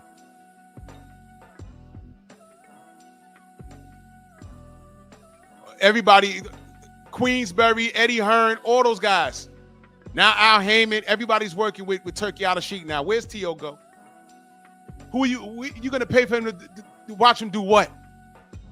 You notice everyone was saying, oh, Devin's on, he's on the undercard of TFE, he's on the undercard of Ryan Garcia. Ha, ha, ha. Remember when that was funny? But, oh, yeah, you know he was the highest paid on that card, though, right? And he won, and Ryan lost. So Ryan was, quote unquote, matter of fact, those are 3 main events. Y'all ain't want to hear that though, right? Fine. So the guy that was on the main event, he lost. And now he says his hand is broke, and he'll see us next year. That's what he said. The co-main, which was Devin, boxed beautifully and won. Y'all ain't like it? Cool. So you know what? You ain't like it? Put him in the ring with someone that'll stop it. Because Ramirez couldn't do it. It was supposed to be Ryan, right? No, he still don't want the smoke. He wants to disappear for another year. So the third main event, who was beneath Devin Haney, was Teofimo Lopez, who looked phenomenal. 11 mil up, get the smoke. Now you scared. But don't take my word for it. Because Moonshine called him a duck. Don't take my word for it. Go to his channel and see what he has to say. That's all. That's all I'm saying. And I said all of that to say this. F you, Tim. F you with a lit flare. Right in the poop shoot. You monkey, you simian, you knuckle dragger. You're done. Your boxing career is as far as it goes with me. And that's, I didn't even get on how you were supposed to fight Errol and everybody. I'm not even going to go there with you. Because y'all are fighters. You supposed to know when you're done. How the hell did you duck Errol Spence? Right? Leave the ring, go to the Hall of Fame, and now you want to come back and fight Devin Haney, who's trying to get shit done? This is jealousy at its finest, man. And this is why black people will never move forward, because of niggas like this. You got some nerve telling your son what you told him. And you get pulled over by cops. And then we talk about racism and how we stab each other in the chest, not even in the back anymore, in the goddamn chest in our own community. And you want to act like you're not doing shit wrong, man. Fuck you, dude. Fuck you, dude. That's why the Latino community is united. The 24 karat community is united. You know what I'm saying? I told the story about Jeremy Lin. Jeremy Lin caught fire in New York. He had a breakout game, and everyone was like, "Oh, who's that guy?" And the mystique behind him was he was Asian. He was Asian, because I didn't know what kind of Asian he was. But you know what I noticed? When the Knicks were playing, and he was getting busy. He was getting busy. You know what I noticed in the audience? A lot of Asians started coming to the Knicks games. And I said, you know what? That's beautiful. I didn't say, oh, man, they weren't there before. But a bunch of niggas was dunking the basketball. They don't care. No, I said, man, that's beautiful. Half of Chinatown was going to see Jeremy Lin. And you know what I heard? I heard Jeremy Lin is like, he's not even Chinese. He's like, what? Like, is he Korean or something? I never looked it up, but he's not Chinese. But he was all the rave in Chinatown. There was Jeremy Lin posters. He's not Chinese. That's what I heard. I heard someone told me, he's not even Chinese. He's like Korean or something. Cambodian. He's from Taiwan. I guess he is Chinese. But there was all kinds of, see, in Chinatown, it's not only Chinese people. There's Cambodians and like Mongols or whatever the hell. There's Japanese over there. But they all group. It shouldn't be called Chinatown. It should be called Little Asia. There's a little Korea in Manhattan too. But my point is, the quote-unquote yellow man, that's what these crackers called them, they all came in support of somebody that looks like them. Case in point, they don't care that Tyson Fury's a gypsy. Over here, he's a 6'9" white man.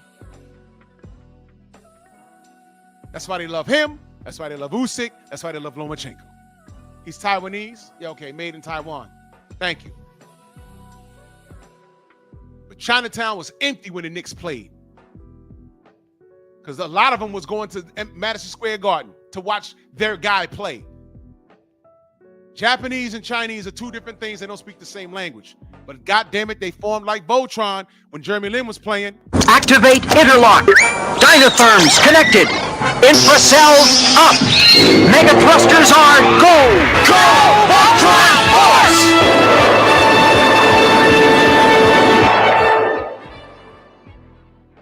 Not us. I don't fuck with him. He Jamaican.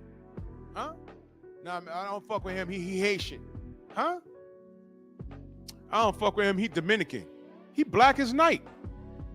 He Panamanian. He's black as night. He's Cuban. He's black as night. Huh? I don't fuck with him. He's from Brooklyn. I'm from the Bronx. You niggas will never understand. I'm not trying to make you understand it. Tim Bradley's 100% cut from that cloth. You've lost all privileges. I don't have to defend this nigga no more. Whatever they say about his career, what he didn't do, whatever, man. You're done, bro. Think about what he's doing. All this, oh, he got a country behind him. Meanwhile, you're a black American fighter. And now niggas is scared to go fight Devin in another country because he has the support of another country because of his religious background. Think about what's being said here. Black people have been fighting in front of Christians all our lives. You know, it was called Mandingo warriors. I ain't gonna get to preaching on y'all, man. These dudes man, so disappointed. But you know what? One less nigga I got to worry about. Fuck you, Tim. Done. Salute to everybody in the Venmo, the Zelda Cash App, the Super Chat. I might be doing something tomorrow, so I might not be live on Sunday. I'll let y'all know. You know what? There's no show tomorrow. I just remembered there's something I gotta do tomorrow night. So salute to y'all. Thank y'all for rocking with me this morning. Simian Saturday. And hopefully I don't have to do much more of these. But I'm calling it how I see it. Salute to y'all, man. Bronx on deck. Move! Why are you gay? Who says I'm gay? You are gay.